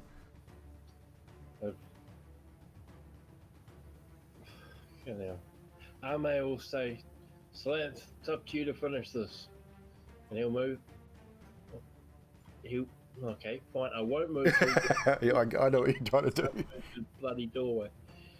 And then I will cast a spell of Cure Wounds on thing, and I'll use this thing here because I couldn't figure it out from that last time. Yep, so you can target him and cast it, and it should actually add it automatically, hopefully. Hopefully. It all works the way it's supposed to. Cure Wounds on there. I could have, since he's down, I'll use second. Here we go. 14 points of healing damage. 14 points of healing damage. Did that? I will add that to your token. That should remove the unconscious condition. You're still bloodied, however. Roll a d20 for me. Just a straight d20 out of the dice tray. Just give me for a moment. Oh, shit. No, that's fine.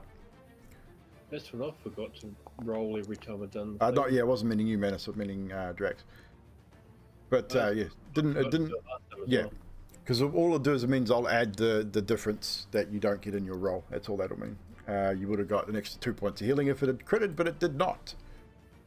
So Amir, you reach out, cast Cure Wounds on Manus, bringing him back to form of consciousness. Manus, your eyes flutter open. You take a deep breath in. The pain in your shoulder is intense. You reach your hand up, feel the gaping wound in your shoulder from the axe strike. It is closed somewhat, but it's still relatively open. I don't have a bonus action. Nope.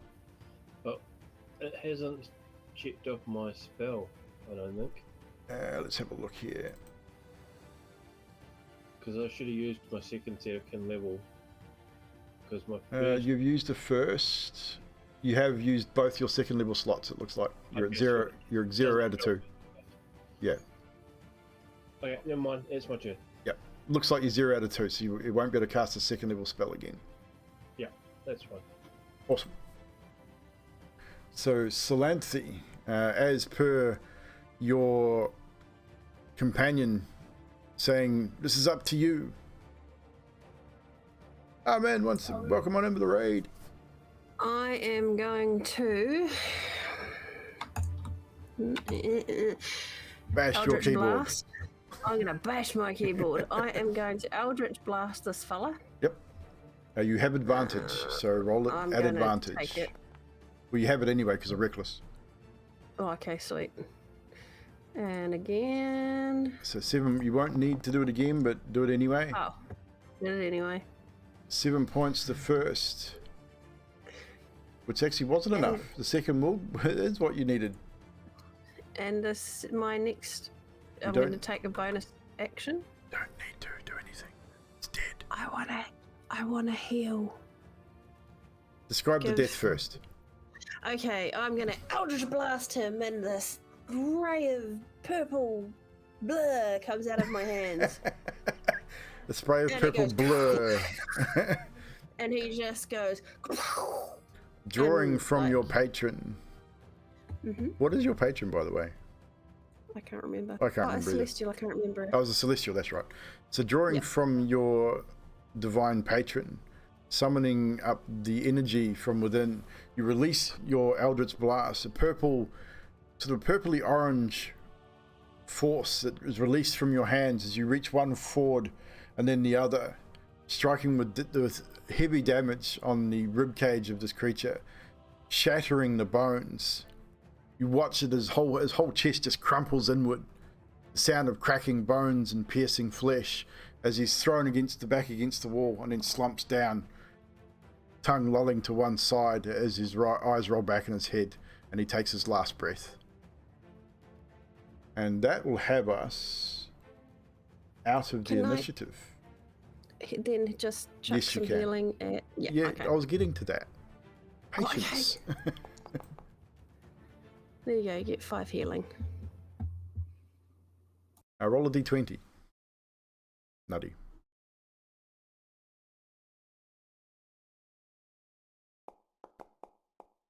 No, just a 5. It might have been 6, but no, just a 5. So a healing light is surrounds you, Manus, as Salanth, again, drawing on that divine energy from her divine patron, just reaches out. Do you have to touch them for that? I don't know if you have to. 60 feet. 60 feet. So just, yeah, the divine energy releases from Salanth's hand and surrounds your body, and you feel that wound start to knit a little bit more. Still hurts a lot because you're still pretty damaged. You're still pretty bloodied. But that is the combat over.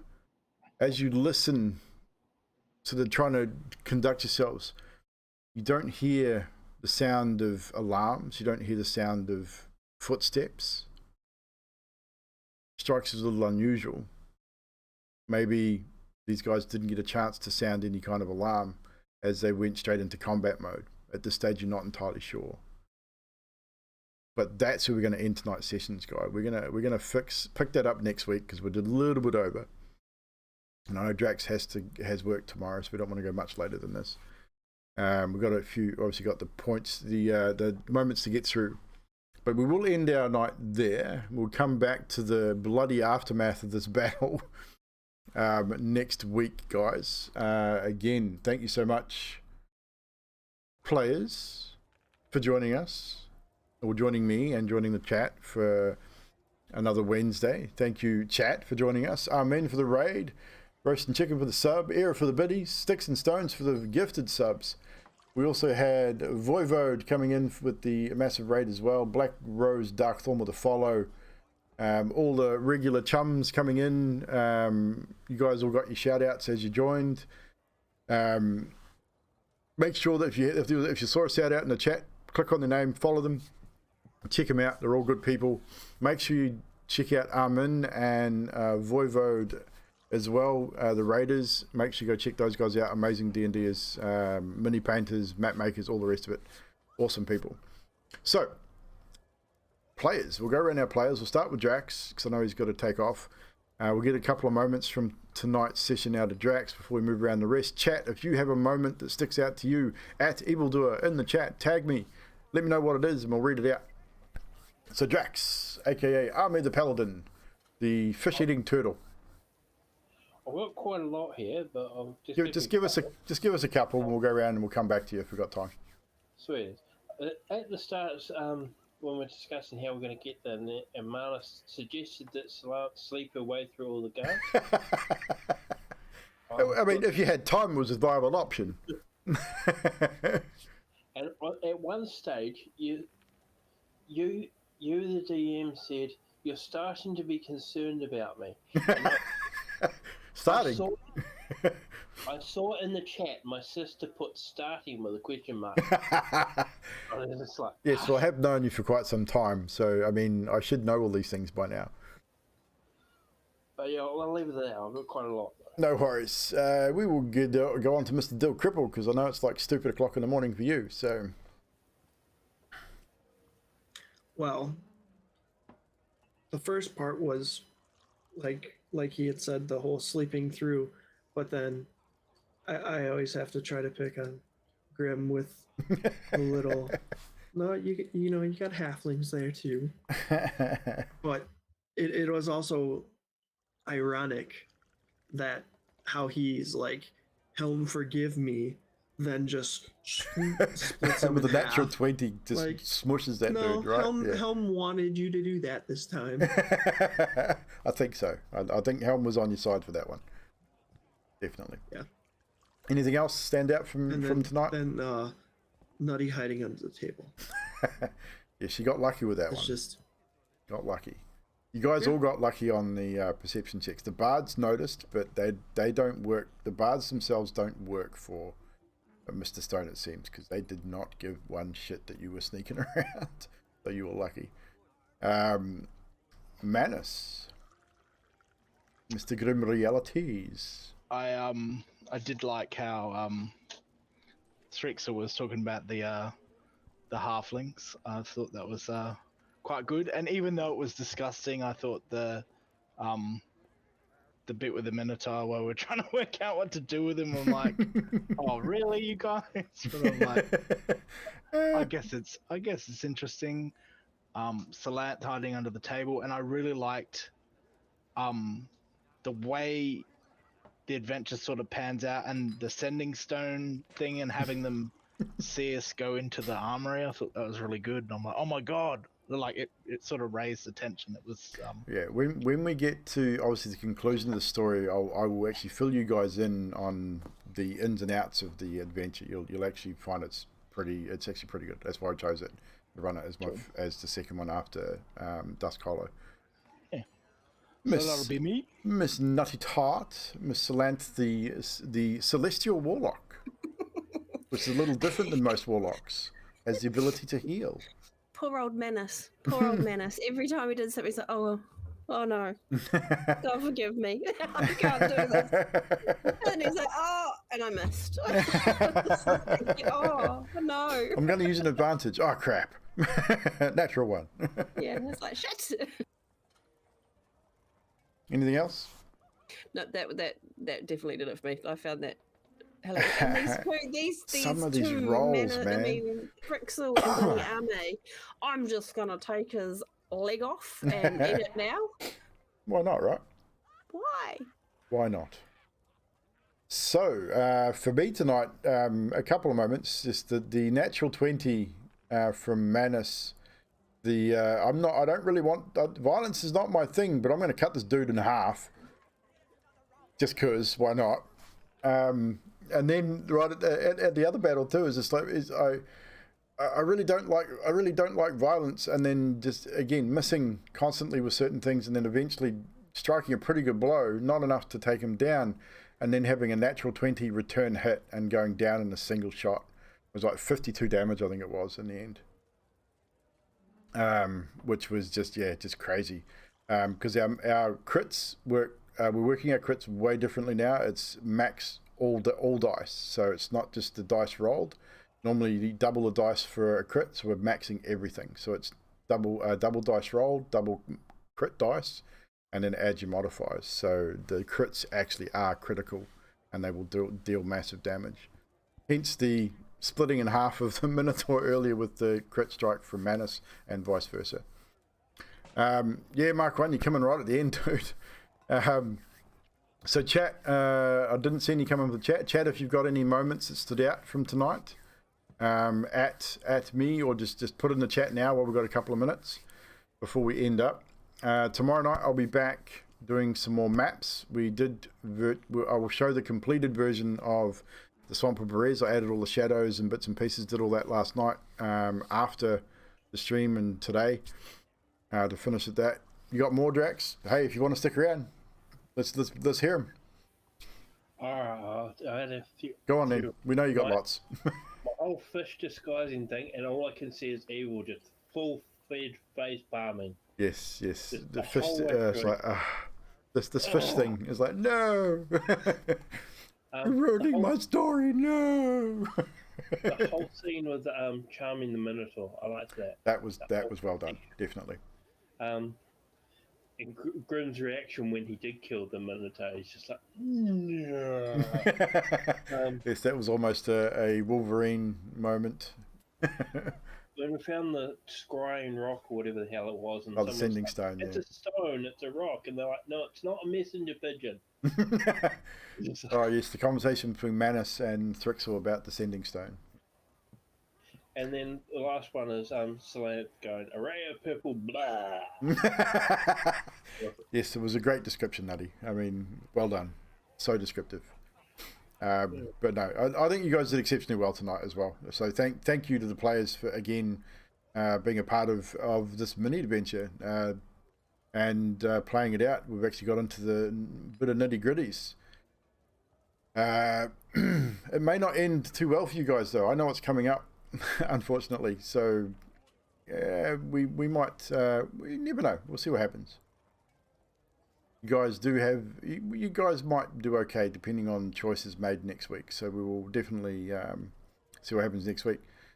As it's a mini adventure, we have said that this could run 2 sessions, it could run 10 sessions. It really depends on the players, what decisions they make, where they go, and how they conduct themselves. So obviously this could end next week. Who knows? It could end the week after, 10 weeks from now. But in saying that, come back and join us next Wednesday night where we revisit the Snake Pit Casino and the players here, the adventurers. Yes, YouTube. If you want to watch the VODs, !YouTube. The VOD will be published after stream. I don't publish any VOD now until after the stream, so the VOD will come up, but all VODs go to YouTube within a day. So Mark 1, if you miss it if you don't get to see it on Twitch, go over to YouTube and watch it. Subscribe over on YouTube, guys. Let's build that subscription list over there. Get some likes on the videos and try and build that as well. It'll be awesome. Don't forget to join us in Gilded server. We've moved away from Discord.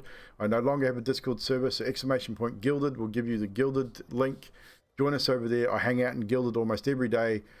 You can find some cool stuff over there as well. If you are a map maker and you enjoy making maps, come and hang out with the maps on Mondays, Tuesdays, and Thursdays. Also, too, if you're not a map maker, but you're a DM and you wish to run a Curse of Strahd adventure and you want some more interesting maps, sub over on the Gilded. And if you sub at the gold tier, you will get all of my current maps that I'm making for Curse of Strahd in high res. You'll get them gridded or non-gridded, depending on how you want them. You'll see them in the Gilded tier. You also come and hang out with us on a Monday, Tuesday, and Thursday. You'll see me making them. Silver tier get some maps as well. So there's some opportunities over there for you guys too. So, but just come and hang out. That's all I ask. Come and join it, hang out. I'm there all the time. Short of that, make sure you go follow all the friends. Mr. Grimm Realities, you'll find him here on Twitch on a Thursday. I believe at the moment in the morning-ish on Aussie time because of work commitments. But you will find him here on Twitch, so make sure you go check out Mr. Grimm Realities. Can we get a shout-out mods for Grimm while we're here, please? I've got 3 mods on the things here now. I can see one furiously typing. There we go. Nutty beat you all. So go check out Mr. Grimm. Go check out Mr. Dill Cripple. He's not streaming much at the moment, but he does stream on occasion. So definitely check out Mr. Dill Cripple down here as well. Does a bit of Tarkov, does a bit of Diablo and that as well, but a few other games and bits and pieces. A very talented artist, digital artist as well. He is responsible for most of the emotes that we have on the channel. We've got a new emote coming soon. We've got a red minion coming, not a yellow one, just so you're aware. It's red, not yellow. We've got a red minion emote coming soon. Also, too, I see we have a Magic the Gamer in the chat. So can we get another shout out for Magic the Gamer? Error code as well. Not Magic Duck Gamer, nutty. There we go, Magic the Gamer. Go check out the floggiest flog on Twitch. Awesome dude, love him to bits. He's a good content, awesome content creator. Hang out with him. Mr. Error code as well. Get better soon, my friend. We're all thinking of you, and we hope you improve. We can see you back on the Twitch doing some cool stuff with the fork knife and such. Who else have we got in chat there? Did I see anyone else? Miss Yanti's in the chat. We did see her there. Can we get a shout out for Yanti1 as well? Where you will find Grim and Drax on Fridays doing some D&Ds over there with Yanti and the crew. Not this Friday. We got to cancel this Friday. No, not this Friday. Another postponement. We've got lots of postponements happening. We got another postponement for our game coming up too. So this coming Sunday, ladies and germs, will be kind of like a mini finale of sorts for Paradigm 2 Shadow's Embrace. We're going to be taking a short pause from Paradigm, the Paradigm crew, and season 3 of the Vampire the Masquerade starts on the 5th of June. We will see our vampire crew come back, which I've been informed from our storyteller. This season 3 will probably be our finale season for Vampire the Masquerade. So once that is finished, we will be continuing with P2 right through to completion.